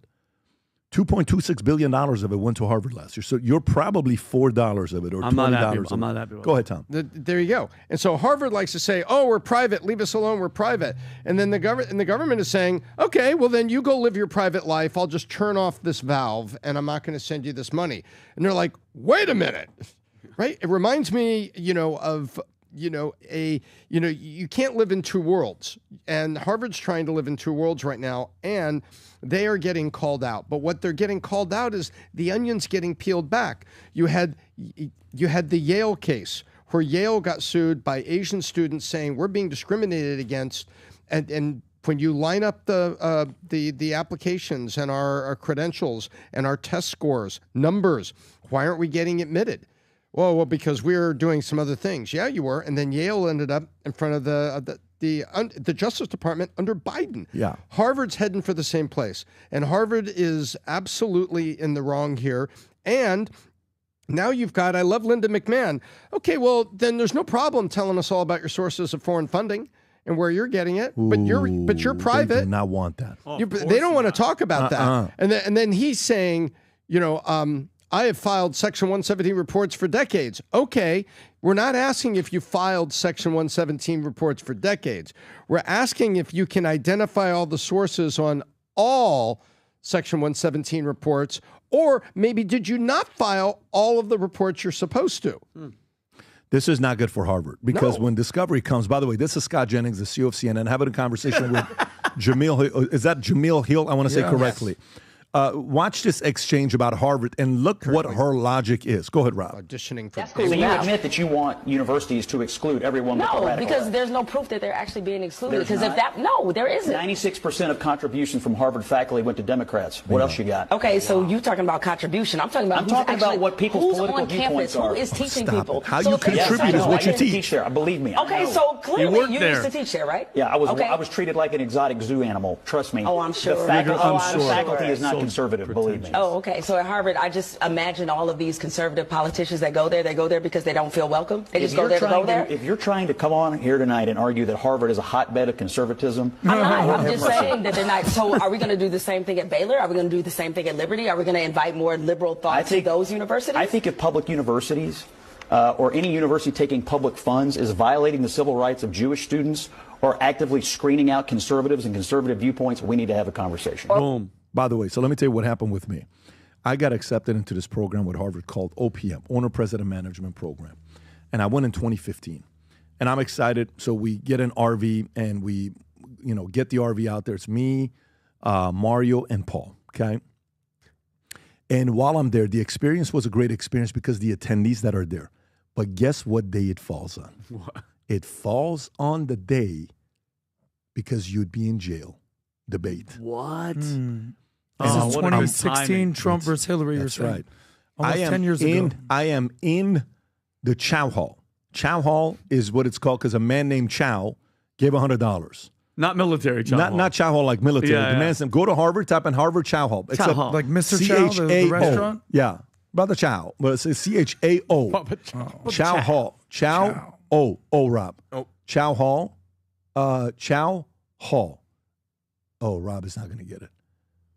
Ruth Chow Center? Okay. Anyways, it's a place where we're eating food. So they say everyone's going to watch the debate in the Chow Hall by the stairs. What do? I go. Okay.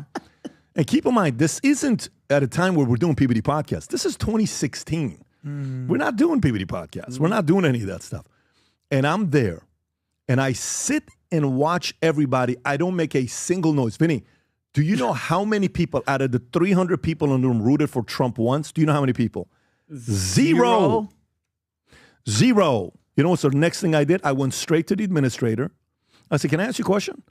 Do you guys like debate here? Of course we do. How come all of you are for Hillary? No, we're not. I said, tell me one person here is not for Hillary. Go ahead. You know me when we go to Chops, I'm going to bring up the conversation. yeah. So tell me, how come none of you guys are rooting for Trump? You don't like, he's not a good guy?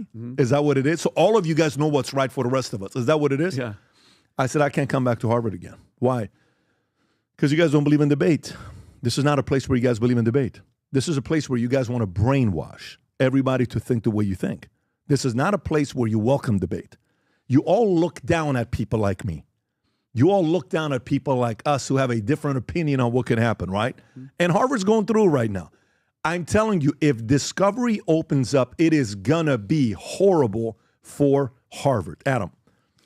Well, this is a shock to nobody. I mean, what percentage of university professors lean liberal versus conservative? I think it was 13 to 1. It could be even higher at this point. 13 to 1? Yeah. For every one conservative, 13 is liberal. Yeah, there's actually a new report out there that could be as high as 28 to 1. Harvard studies indicate that over 80% of Harvard faculty identify as liberal. Only 2% identify as conservative, which is 18%. Is that according to ChatGPT? This is according to ChatGPT. Can you tell Rob to ask this question? Yeah. Because ChatGPT is owned by OpenAI. What question did you ask, by the way? I said, what percentage of university professors are liberal versus conservative? And then find out what Harvard was. Howard is a different university. But nobody's shocked to hear what's going on here. And, you talked about the hotbed of this type of mentality. Harvard is the Wow, look at that, tip of the spear with this. Yeah. Go a little lower. So, and then ask specifically about Harvard. Yeah, it should maybe pop down over there, asking about Harvard. But it says high as possibly 28 to 1. 33 to 1 ratio? Yeah. So, oh my God. I'm not in favor of government overreach or the federal government stepping in here. But when you have a massive monopoly, what's the definition of monopoly? Over 50%, over 75% of market share, whatever it is. This is 98, 99%. By the way, what's very liberal, Adam? What's very liberal? Socialist. Woke, social, yeah. Like you think Hamas should run the country somehow, something like that. So like the guy that's running against Cuomo in New York. 2.5. But I remember when we were researching Harvard, when Claudine Gay and the university professors were getting grilled by Elise Stefanik, and I was like, what the hell's going on here? And Harvard, there's a it's called FIRE, like Freedom Index of find that freedom of speech. Harvard was the least free university for free speech. Harvard. It's called FIRE Free Speech Rankings. Here you go. FIRE 2024 College Free Speech Rankings. Harvard University received a score of 0, placing it last among the 251 universities surveyed. The score is considered Can't wait to go there. abysmal and significantly lower than average. Harvard's actual score was negative 10, which is rounded out. What does negative mean? Meaning like suppressive. That's the so word. when PBD tells the story about he went to Harvard and everyone was against Trump, everyone was rooting for Hillary. This is no longer. And by the way, Adam, keep this in mind. Everyone in the business department. Do you understand? This is not poli-sci or law. This isn't liberal arts. In business. Yeah. Insane. Yeah. So when you talk about the East Coast liberal elites and their ivory towers, Harvard is center stage for that type of mentality. By the way, there's a trickle-down effect, whether it's Stanford, whether it's Cal Berkeley, whether it's GW, whether it's Columbia in New York, whether it's GW. This type of mentality is now pervasive. So now we have adults who are going to send their very smart children, like Tom Ellsworth, should I go and send them to Harvard? Should I send them to Stanford? Or should I send them to Rice? To Rice. It's like, well, let me actually go to a university that they're not going to come out indoctrinated with basically Marxist ideology. Tico at Harvard. It's very concerning. If Tico was in Harvard, in 3 days you'd get a phone call and be like, I can't. He can't. Maybe one day. He wouldn't be able to. I don't know how they do it. And then we wonder why all the youth, a lot of them have lost their freaking minds. Yeah. Well, folks, there is a video that's gone viral on X. And it's these identical twins in Australia who are literally speaking in sync at the same time. Rob, I don't know if you have. You know what it is? So they're identical, Pat. They witnessed an armed carjacking in Queensland, Australia, and the twins. This is real. This isn't fake, guys. This is not fake. I looked it up. Trust me. I not only looked it up, I googled it and I ChatGPT'd it. Bridget Powers and Paula Powers explain how their mom came face to face with a carjacker. If this doesn't make you laugh and make your day, I don't know what can. Let's see this, Rob. Witnesses are recounting some of the drama that unfolded on the Sunshine Coast this afternoon. Two sisters have told how their mother and man raced to help when the carjacked SUV rolled on Steve Irwin Way, only to find the gun-wielding car thief emerging from the wreck. Here's some of what they had to say. And one guy, he was up there with our mum. And he went up there and he was coming back down towards us and he goes, run, he's got a gun. And our heart started to pound and I said, oh, Mum, where's Mum? And poor Mum was stuck up there, but apparently our brave Mum, she goes, are you all right? Because he had all blood all over his face. This and can't he be goes, real. it's real. I'll shoot you. She goes, hey, I'm here to help. And Mum distracting him to make him look the other way. Like and he looked the other way and Mum ran into the bush behind the fence. And the guy goes to her, I'll find you and I'll shoot you. What? All I was thinking about when we were running, I hope he doesn't fire. Yeah, we were She almost went off cue there. How close to him? This reminds me bring them here? This reminds me of the clip that you play of the mainstream media where they're all saying the same thing in unison. Information you see on the internet is not exactly entitled to I belief. will pay to bring them here, and you interview both of them at the same time. Well, from a parenting perspective, this is a miracle because oh my God. I think as Pat, myself, anybody that has multiple children, getting the same story from two children at the same time is rare. You know what, Tom? Maybe there's something there. Like, if that was me, maybe there's something if there. that was me and my brother, I'd be like, yo, can you shut up for 2 seconds and let me finish? Maybe there's something there. Oh my maybe God, there's that's something so there. freaking funny, Yeah, man. maybe there's something there. All right, so Oh. I want to show you guys this here, Rob. Okay, this here is a clip. Rob, if you can go to the stories that I have, it says man needs 2 guy nights a week to stay healthy. Studies say. Okay, go to it right there. Zoom in a little bit if you could. An Oxford University study finds men require 2 guys nights a week to maintain mental and physical well-being, led by psychologist Robin Dunbar. Researchers say meeting up twice weekly with your closest friends whenever over a pint or a football match strengthens bond and protects against depression and job-related stress.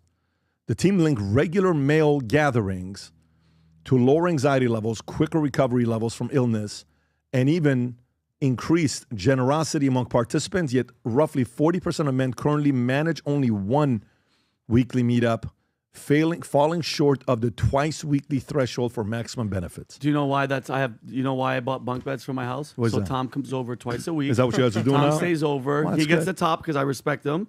You know what I mean? Tom stays over, and we don't. I don't drink. Tom doesn't drink like that, and then we just put on a football game and we just get into it, and then that's it, and then That's we just cool. fall asleep twice a week. You know, Monday and Friday. when I see this, you know what I think? That's Vinny? not gay at all, Vinny. No, what do you mean? Adam, it's for his health. It's totally masculine. I get it. Oxford find out that look at that word requires 2 guys nights. I'm helping. What are you talking about? He needs it. Yeah. But Oh, I who bet paid you for he this? needs it. Whenever you see a university does a study, somebody paid for the study. Yeah, for sure. Right, like this public So who money. would pay for this? A bar? Yeah, it's the London Association of Pubs. Probably paid Oxford for this. You're going to bars not enough They're times. like, You got wait to a go minute. twice a The week. conclusion of our study is 2 nights a week. You need to be at the pub. Yeah, and drink. Pub owners rejoice at results of new study. Yeah, but I mean, I can you see, probably, let's just say somebody's, I'm married, and it's just, he's at the house with the family, with the kids, and they're just all about that. A break to be, because I don't know, because I'm a single guy. Like, don't you think to be with your friends and get that vibe is Oh, good? no, for sure. Increased Needed. generosity, too. Yeah. You want a beer? Yeah, yeah, exactly. For sure, it's necessary. There is no question about it. That camaraderie, the community to be a part of. For sure. Adam, your thoughts on this? I'm a man. I'm 40. You ever seen that clip? Yeah. So, yeah, every guy needs to have buddies. But, you see these reports out there that compared to 1980 to basically 2025, men have way less friends that they used to have. Have you ever seen these reports out there? Yes. I say this all the time about social media is not socializing.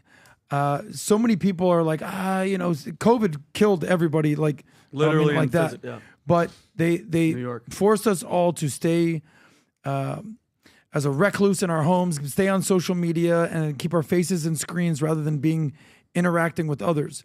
The most important thing that you can possibly have in your life is health. The next thing is relationships, whether that's friendships, whether it's partnerships, whether that's actually hanging out with people, any sort of relationships. I fully advocate that guys get out there and do guy things with other men. I don't think you need to go get bunk beds like Tom and Vinny out here. But I think that, behind the scenes, nobody understands that it's just guys just hanging out and having guy friends. That's just really what this comes down to. I also believe the same thing about girls. Show me a girl that does not have girlfriends and only has guy friends. Oh. I'll show you a girl that probably has A lot of guy friends. Yeah. Yeah. Show me a guy that only has girlfriends and no guy friends. I'll show you a very weak, feckless man. Does he wear shorts? Some Does people he wear shorts? Very short shorts. Okay. So a lot of guys hit me up on Connect and say, "Hey, in Miami, how do I go out there? How do I meet women?" I said, before you go out there and meet women, make sure you have guy friends. Like, go out there and hang out with guys. Like, try guys first before you try. Definitely don't. dip your I'm foot in definitely the not water. doing. I'm definitely not advocating that. Is that if you want to go out and have like people to hang out Dabble. with, don't be that dude who's just running solo status like a lone wolf. Have some buddies to hang out with. So whether it's going out, Dabble. trying to meet some people, whether it's business, whether it's networking, a guy needs to have guys to hang out with. And no if you, doubt. and if you have a friend that's married, and you know what? Invite him over twice a week, right? Tom? But what is happening between Vinny and Tom? I love him. This is, as much as we're joking, this is so important. As much as we're joking, this is so important. Men need this. as much as we're joking, this is so important for guys to have guys to just sit down and talk to know you are going through similar issues that other men are as well. You're not alone. Marriage is tough. Being a man, paying bills, taking care of yourself, health, finances, economy, kids, all that stuff. It's a lot of work. It's a lot of work, and the pressure's on you to perform. So that's why you need the company to be around other men. Okay. All right, let's go to the next story here. Rob, can you pull up Ben Affleck's clip? Folks, watch this here. So Ben has got a movie coming out with... Is it already out, Matt? One of my favorite directors. I think it's coming out this weekend. Gavin O'Connor, stud of a guy. Accountant 2, okay? Oh. And this is Ben Affleck being asked about California and the movie industry. Watch what he said. He did not hold back. Go for it, Rob. Other places will have like better exchange rates or tax rebate deals that are meant to lure this industry there because they understand how stimulative it is for their economies. I think part of the problem with California is that they came to take this industry for granted a little bit. Now, I will say the current governor, I think, doubled the tax rebate amount in bulk available, but the percentage that you get back in terms of the actual budget doesn't compete with places like England, which is why you see a lot of these big, huge movies shoot in the UK, or even, there have been New Mexico and Louisiana and Texas and Massachusetts and New Jersey, a lot, Georgia. Yeah, people give these tax rebates, and they've been sort of controversial, but one of the things that happens is that it does cause people where this used to be the center of that, to move to other states for work. And it's really the technicians, the crew, that make or break your movie. And you need the best people, you need good people. As a director, I know that to be true. And so if people move away, that really hurts the industry. Tom, thoughts? Well, there you go. It's simple. It's choice. It's a freedom of choice. And if it's a constrictive environment full of regulations and taxations, and Georgia or New Mexico or any of those other states or England says, hey, you know what? If you want to film movies here, we got a special tax rebate for you because we know you provide a lot of temporary employment and project-based employment. It's kind of seasonal for your movie, and we'd love to have you here.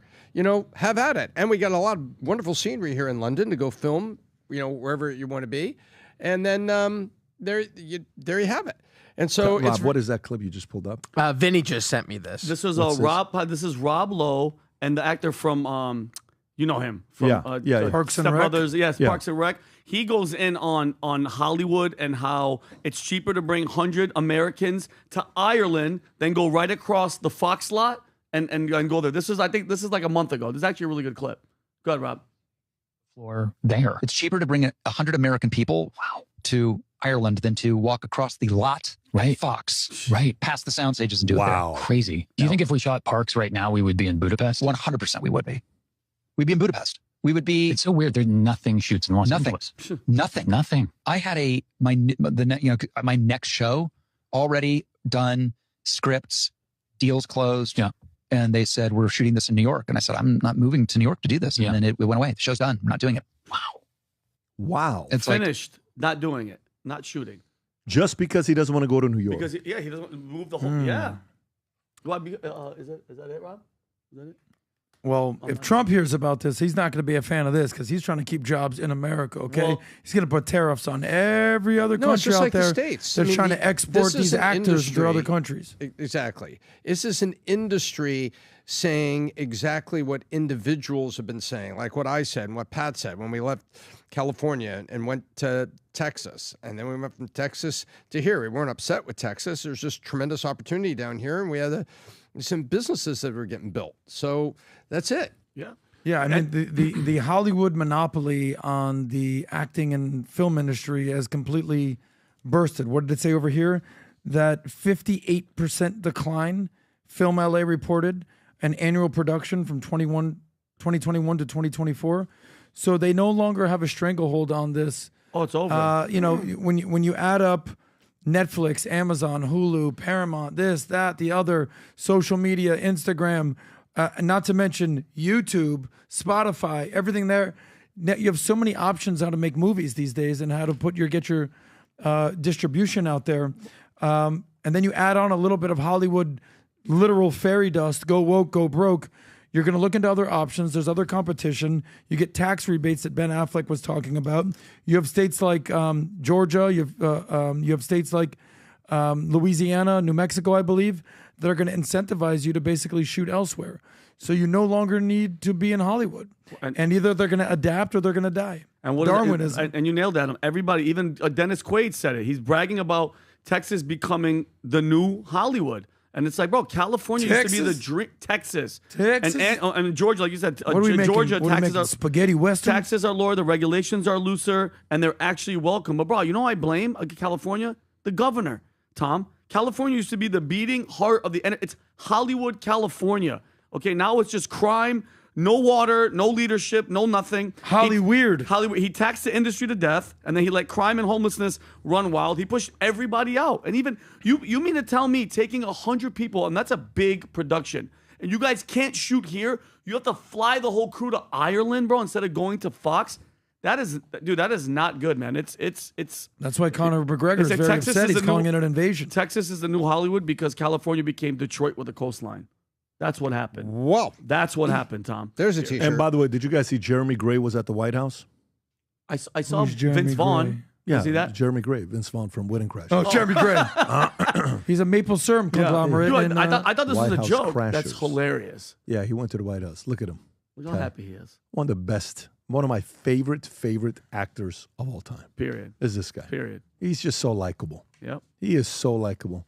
We watched Old School the other day with the boys. Mm-hmm. I told him, I said, listen, guys, you can't go to school and tell them your dad let you watch Old School. Period. But I'll announce it on the podcast. Yeah. No one will know. Pat, I just got one thing to tell you, man. You're my boy, Blue. You're my boy, I just Blue. want you to let you know. By the way, You're Vince my Vaughn, boy, you know how Blue. you're saying he's one of your favorite actors? Yeah. You know where he is on my list? Numero uno. That's my guy. I love Vince Vaughn. I had the chance to interview him. I was like, hey, I work with PBD. He's like, okay, yeah, he knew exactly who you were. Where the hell's Vince Vaughn these days? He's chilling. I mean, he's chilling. He doesn't need to work anymore. He's good. What do you mean he doesn't need to work more? We need him working. No, I know, but it's not about Pat, needing. Pat, what were your thoughts But on the... but let me just say something about Vince Vaughn. He got shamed, I think, for shaking Trump's hand. Oh, well. In 2020. That's what. And he was allegedly run out of Hollywood. I don't even think he's a hardcore conservative. I think he was just like a libertarian, right? Didn't you say that he's sort of a libertarian, PBD? Yeah. But newsflash, 50% of the country identifies with the Republican Party or the MAGA movement or as conservative. So to shame somebody for who they voted for is very un-American. This is that video right here of him simply talking to the President of the United States and that very attractive woman who may or may not be Melania right there. Yeah, it is. Okay. Pat, but the fact that he was shamed and allegedly run out of Hollywood for shaking Trump's hand is so un-American and it's despicable. What are your thoughts on on Ben Affleck saying it and the whole... Look, at the end of the day, numbers makes you honest. Yeah. Numbers will make you honest. It will. Because now he's a director. So a director, you're no longer just an actor. So a director now has a different pain. You need to find talent. As an actor, they just pay you, go do the work. You're like, I don't give a shit. It's your problem. It's not my problem. Mm-hmm. Once you become a director, it's all your problem. Mm-hmm. So he has graduated from being just a salesperson to a sales leader to the CEO of the business. That's the director. No, you need help. And, he's going through it right now. But let me read the story here in California. Gavin Newsom catching heat again as LA's 2028 Olympics in peril. Rob, do you have this clip? So I actually pulled a clip. This is from January. I don't know if you guys remember this, but this was Governor Newsom talking about why they needed to rebuild California during the wildfires and how it ties back to the Olympics. Is this Vinny or is this Gavin Newsom? I think this one was Gavin. Okay, go ahead. This is him. Of course, the next several years, Los Angeles will be host to the World Cup and then the Super Bowl and then the Olympics. With this rebuilding effort needing to take place, is LA going to be ready for all of those global events? My humble position, and it's not just being naively optimistic, that only reinforces the imperative of moving quickly, doing in the spirit of collaboration and cooperation. I can't stop looking at his hands. President of the United States, Donald Trump, to his credit, was helpful in getting the Olympics to the United States of America, to get it down here in LA. We thank him for that. This is an opportunity for him to shine, for this country to shine, for California and this community to shine, the opportunity with all of that and all that opportunity and that pride and spirit that comes from not just hosting those three iconic games and venues, but also the opportunity, I think, to rebuild. That's why we're already organizing a Marshall Plan. We already have a team looking at reimagining LA 2.0, and we're making sure everyone's included, not just so let me read He's this saving money. He no longer the needs Olympics the sign language 2028 financial meltdown could cost, with costs rising by $267 million and major sponsors like Salesforce, Toyota, Panasonic withdrawing, leaving only Delta Airlines and Comcast.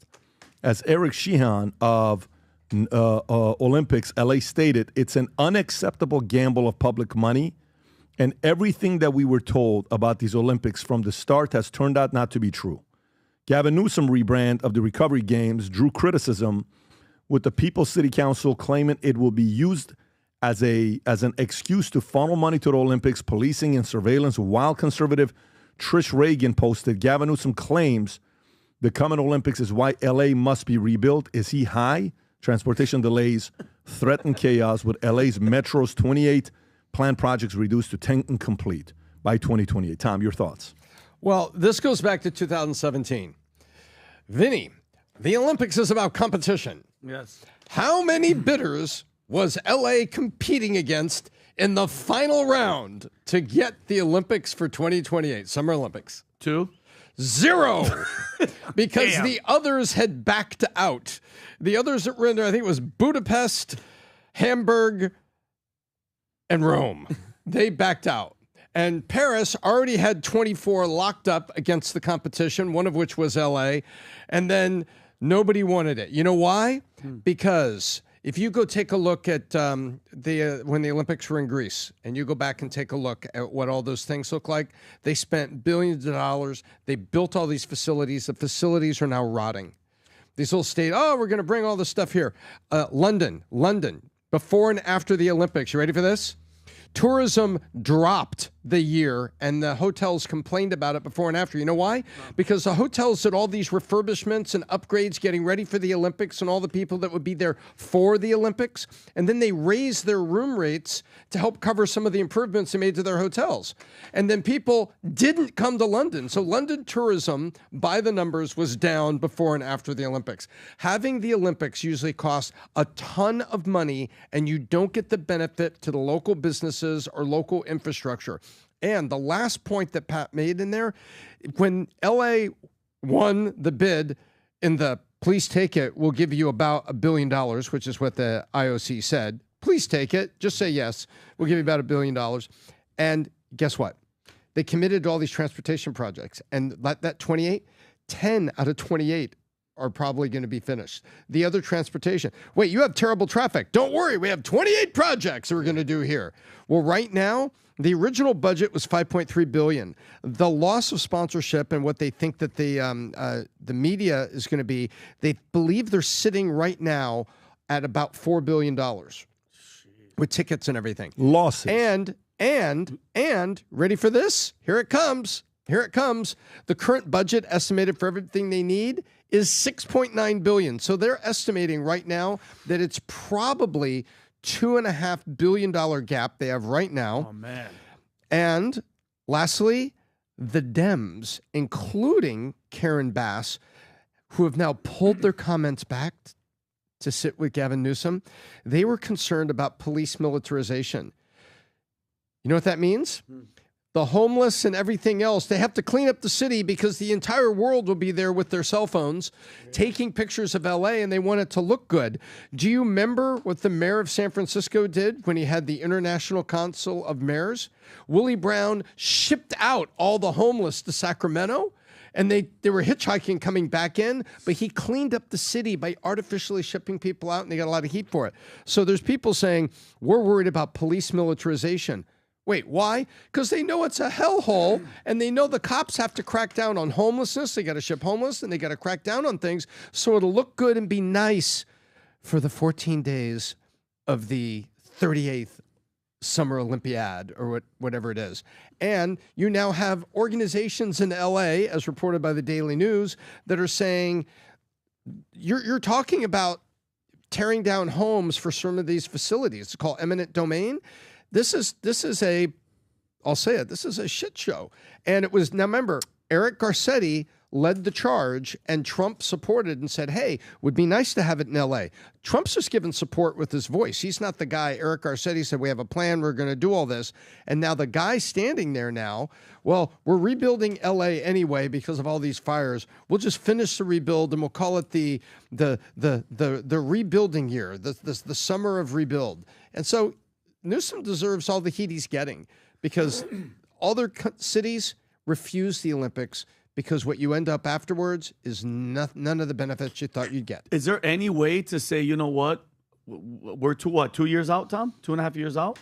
We're almost $3 billion short. How about we're sorry? California has no business having games right now. That's my attitude. Can they just say, listen, we're sorry we won the bid, but we can't afford anything right now? I want to know what's going to happen. And I think, you know what? I think what's, by the way, there are Democrats upset at Newsom because they are going to Washington trying to get grants from our tax money for the Olympic shortfall the same week that Gavin Newsom says, I'm suing the president. Yeah. It was the same week. Yeah. They were in Washington talking about getting money. Adam. Yeah. I'm actually excited for the Olympics. When was the last time the United States hosted the Olympics? I think it was in 1996, Atlanta, Georgia, I want to say. Or was it Salt Lake City Winter Olympics? Yeah, who cares about the Winter Olympics, Tom? We're talking about men's sports here, bro, not fucking figure skating. Sorry about that. But I'm excited for the Olympics. I mean, I'm sure that there's going to be perpetual mishaps and drama and screw-ups in California. Are you going to get to That's something? what they do. So there's no story. Do you have an opinion? Yeah, I'm excited. That's it. For the Olympics to be in America. Okay. Because I'm a proud American. I got you. And I like patriotism. I'm waiting for a point. I'm like, you didn't even let me get to anything. It took you 17 seconds to say you're excited 4 times. I'm going to call out anybody that doesn't make their point in 3 seconds moving forward. Yeah. Okay, so let's go to the next. What's your thing point, here. Vinny? Let's go. Sorry. Yeah, he'll make it. He'll make it. Hang tight. 20 minutes later. All right. Rob, can you do me a favor? The Nancy Mace story is. Do you have the impacting a lot Conor of people. McGregor clip? Yes. Do you have the Conor McGregor clip? Conor McGregor blasts mass migration as a genocide in Ireland. Okay, so let's see what this is all about. Rob, this is the clip? Yes. Go ahead and play the clip. Off Ireland. Never in a million But years. if they're paying foreigners to have kids while you can't afford to have kids, if they're shaking you down with the armed police, but allowing foreigners a pass, if they're paying to fix foreigners' cars but not yours, they hate you and they're trying to kill you, right? It's an erasure. It's an attempted erasure of our people. That is it. I could have went all that way in the White House. I had to climb. You go incrementally up, right? You go in. Hey, you talk about a genocide. This is the genocide of our people. Obviously. Yeah, and then Rob, can you do me a favor? While he's talking about this, there is a clip that's in the in my notes. If you go to it, it's a clip about what's happened. Vinny, I'll come to you first. Who had opinions on this one? Was it you? I think it was. Let me see what this is. Conor McGregor. Adam, you had some thoughts on this, and I had a clip I want to play for you guys that you got to see. Go for it, Adam. Well, there's another clip that I would actually want to show where he talks about, I don't care about, he's like, I'm not center left. He's like, I'm not left wing, right wing. He's like, I don't even know what that means. He goes, I'm centered. I'm on the ground. I'm 2 toes down on the ground. I stand for what I believe.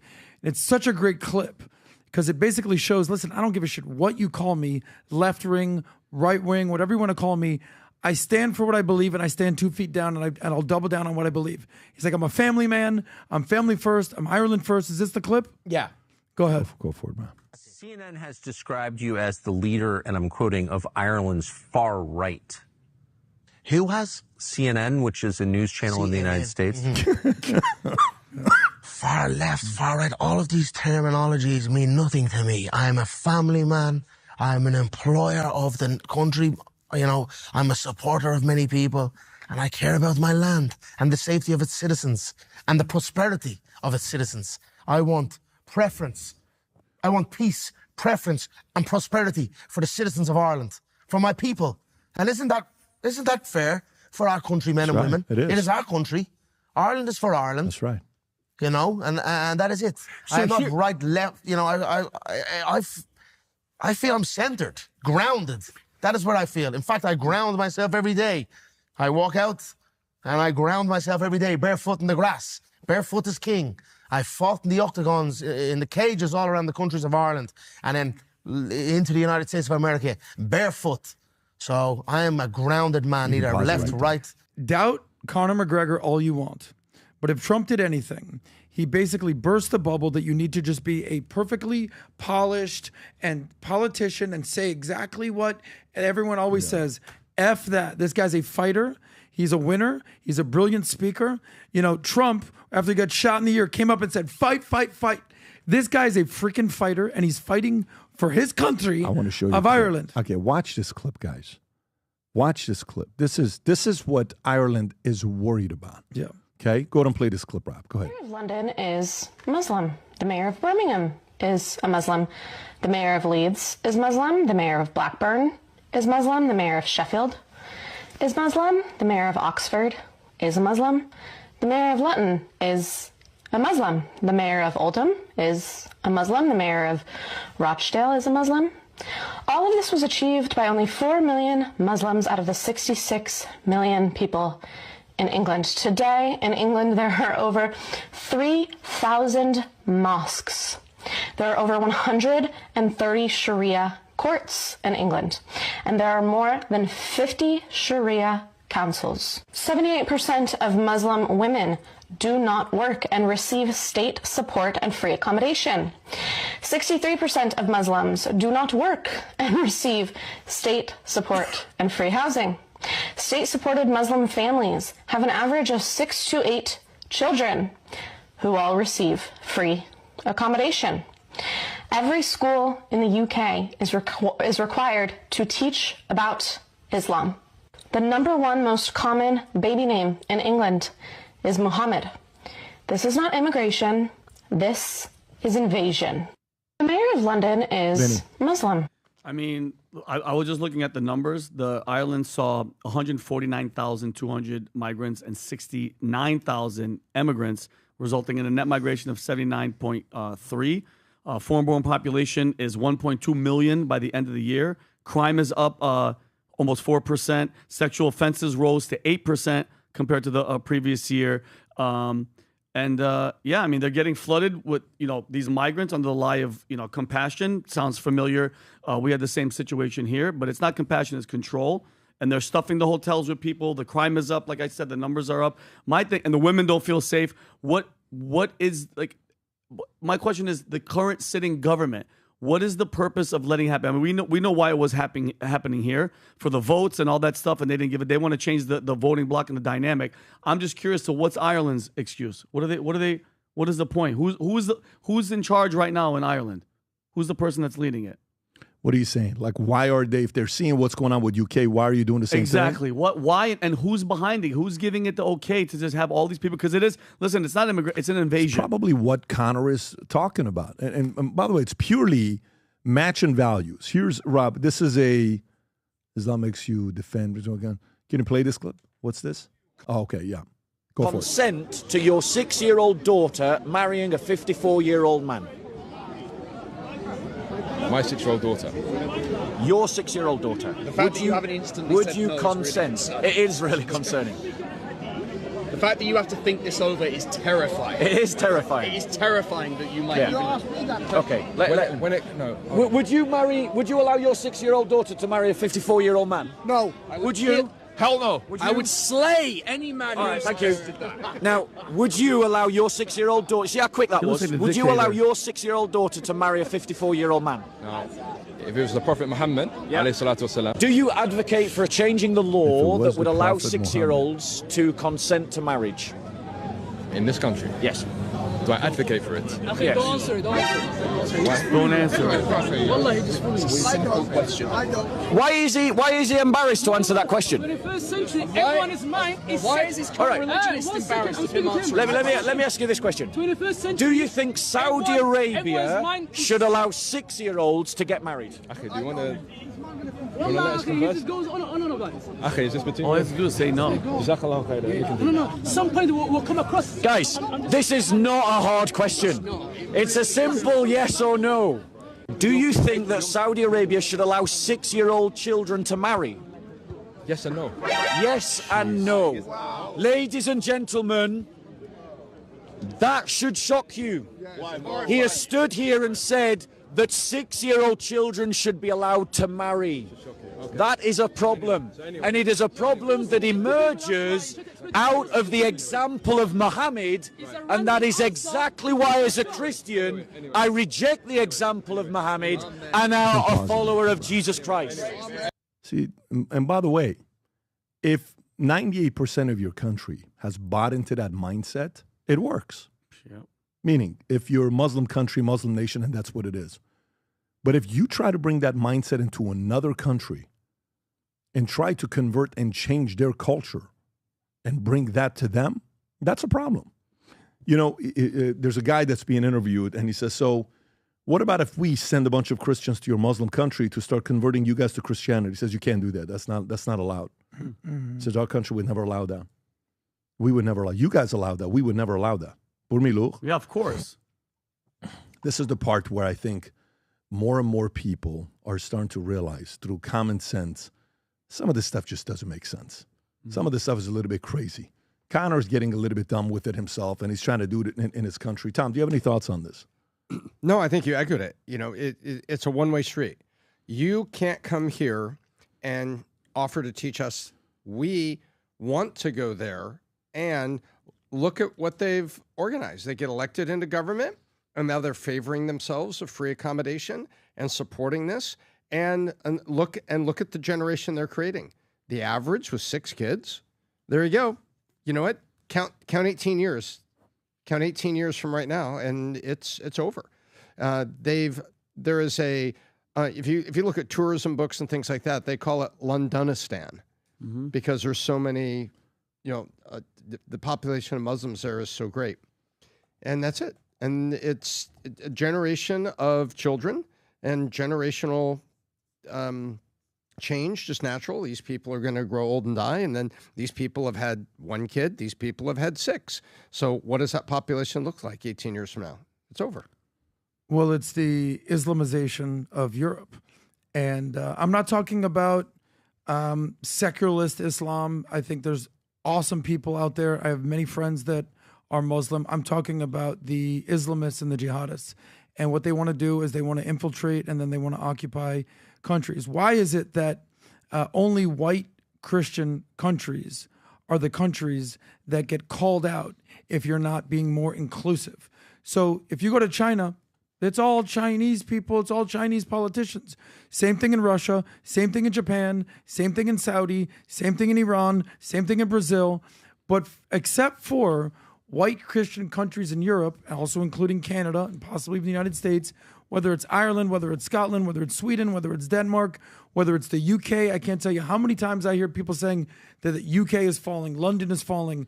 You're seeing that example right there of how many Muslim politicians are in the UK. Go ahead and reverse it, and then how many Christian, there's 0 Jewish politicians anywhere in the Middle East, but how many Christian politicians are in any of the Middle Eastern Muslim countries? I would argue that maybe Lebanon, which used to have a decent Christian population, and I want to say that like their president has to be Christian, but other than that, you know, maybe Egypt a little bit, but if you go down the list, Coptic Christian in Egypt. In Egypt, but if you go down the list between Syria, Iraq, Iran, Yemen, Saudi Arabia, Afghanistan, the list goes on and on and on and on. You're not going to find anybody that a Muslim that is in charge of the government there. So even if you go to Israel, people don't know this about Israel, 20% of Israel are Palestinian citizens.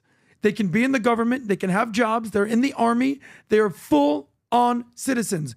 I challenge you to find one Jew, not 1%, who's in Palestine, who's in Afghanistan, who's in Syria. Not one. They've all been kicked out. And you know what? They're coming for the Christians next. So the Middle East used to be an area were Jews, Christians, Muslims. Everyone was there. Not anymore.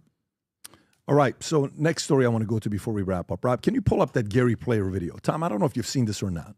So to the people that don't know Gary Player, how would you describe who Gary Player is, Tom? Is it fair to say he's one of the best golfers of all time? Absolutely. He's one of only 4 guys that's won the Grand Slam of the 4 majors. Okay, so here's Gary Player. This is specifically going to those of you guys that you have a trade you want to improve, or you're a business owner, you're trying to find a way to get better in the marketplace. Look what Gary Player says here about Tiger Woods. Go for it, Rob. Look at Tiger Woods. Tiger Woods had his career ruined, completely ruined. Tiger Woods won 14 majors. And then he wins the 14th major, was the U.S. Open at Pebble Beach. He won by 15 shots. You know what that's like? It's like running the 100 meters in 7 seconds. The next week he's having a lesson from a man who I don't know if he played in the Masters could break 80. Couldn't. But he's having a lesson from this guy. Yeah. And then he goes to another guy who couldn't break probably 85 in the Masters, with the pressure, or the British Open, or the PGA, on the final day. And he's having lessons from them. Why did Tiger do that? He was so good, but I understand he wanted to get better. But if he just went along and never changed, he would have won minimum 22, maybe more. He would have gone down as the greatest athlete the world had ever seen, man or woman, and the planet. But he made the wrong decision, and it's very easy to do because we're all trying to get better. Tom, how do you process this? Well, I have a lot of respect for the Black Knight. That was Gary Player's nickname. And he's clearly white, Tom. No. But you see the logo on his shirt? No. That's his brand. Oh, no. Black Knight. Black Knight. They called him the Black Knight. Got it. That was his. Brain, I thought I was he wore black on the golf course. That's Got what it. they called him. Okay. And I think he's right, because if you look when Tiger came up, and he had a couple major injuries. One, he started training because he and trained with the Navy SEALs, and he went to an intensive Navy SEAL training, and unfortunately, he suffered a big-time knee injury and concealed it. And so Tiger got distracted and wanted to go train with the SEALs, A, and B, he did move from his coaches, and there were chapters of his life where the coach he had, he was at kind of a plateau. And he had a falling out with the first coach. This coach had a big ego and was sort of trading on Tiger. And Tiger didn't like that. I don't blame him. It's like you have a... People understand it. I don't need to make metaphors, right? People know who the success is, and then other people are like trading on that success, kind of chasing you around like remoras, the way they chase sharks. And I believe Tiger would have had far more majors if he had stayed. He had such insane talent. And if he had stuck with that thread and not been distracted and got hurt, he got really hurt at a Navy SEAL training. And if he had not done that, I think things would have been fine, because people have talked about the car accident. But specific, not what I'm asking about is, I'm not asking about the Navy SEAL stuff. Specific to what Gary is saying here, taking advice from somebody that shot an 80 or an 85, okay, and having that person give you counsel on what to do. How do you process that? He wants to know what your point is, Tom. I process it very simply. I think he should have stuck with the coaches that were proven. And sometimes it's like the latest coach, and you think, okay, I'm going to work with this, I'm going to work with that. And I agree with Gary Player. I don't think some of those later coaches were, I mean, I look now, you can look at some of those later coaches now and see who they're coaching, and I think it speaks for itself now. It's like, oh, okay, I get it. And I think moving to these other coaches, I don't think it helped him. I agree with Gary on that. I also agreed with Phil Mickelson, because Nike was the sponsor. Nike got into golf equipment and had Tiger using their equipment. Tiger was winning and using equipment that was inferior to what the other top 5 players in the world were using at the time. The Nike equipment was inferior, and he was winning. Yeah, this guy was a special guy. But Adam, go ahead. You want to say something? Yeah, I don't... Listen, Are the best professional coaches the best players? I would argue no. You know, Phil Jackson, the greatest NBA coach ever, wasn't one of the best players ever. Either was Pat Riley, Eric Spoelstra, Greg Popovich. So if you want to use the NBA, none of those guys were the greatest coaches. If you want to go into the NFL, Bill Belichick, greatest coach of all time, not a great player. The list goes on and on and on. So in order to coach someone great, you don't need to be great at your sport. You need to be a great coach. You don't necessarily need to be a great player. So I get that Gary Player is one of the greatest golfers alive. By the way, sick name, Gary Player. Go ahead, play on Player. But I don't necessarily know if I agree with what he's saying. What you need is someone that will tell you the truth, someone that will hold you accountable, someone that will make you do maybe not what you want to do. You need a leader. You don't necessarily need somebody who did what you did, because nobody was able to do what Tiger Woods did. Nobody.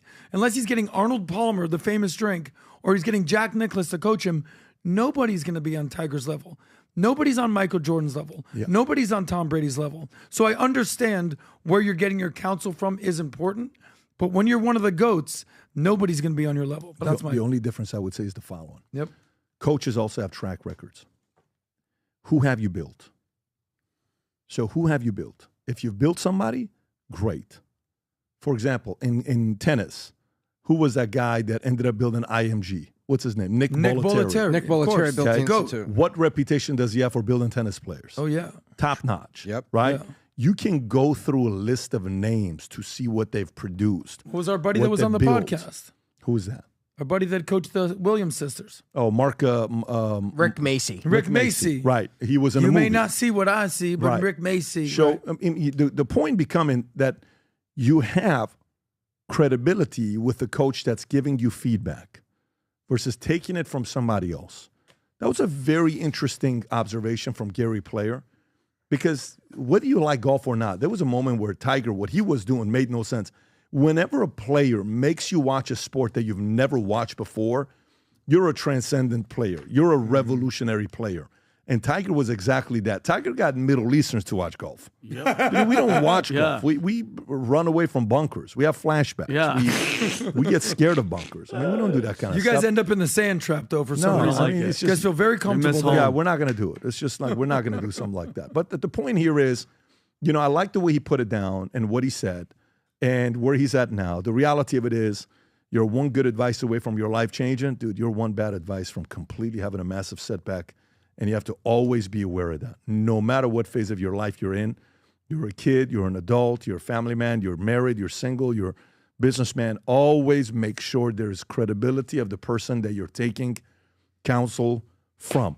Anyways, gang, great podcast. We got SLS this week at Mar-a-Lago, Sales Leadership Summit. Those of you guys that are coming, cannot wait to see all of you guys. We'll start Thursday morning. It's the best session, the CO session when we started. All of you guys that placed the order for the Yetis, there's still some left. And anybody that places an order over $100, remember that we send the culture book with any orders above $100. A bunch of you guys have already placed the order. But be sure to go represent the Yeti Future Looks Bright. And tomorrow, Andrew Callahan show will be going out. Andrew Callahan, Channel 5. He'll be, Rob, tomorrow, this is on PBD Podcast. We were going right? to do it Thursday, but we can put it out tomorrow instead. Oh, Whatever no. you want to Put do. it Thursday. Put Thursday it Thursday at 9 a.m. Thursday, 9 a.m. because Thursday we'll be at Mar-a-Lago. Yep, Good and the timing. link's in the description and in the chat. Look at that outfit. We will not be doing a PBD podcast this week, but we will come back next week. So enjoy the podcast on Thursday. Have a great weekend. We'll do it again next week. God bless everybody. Bye-bye, bye-bye.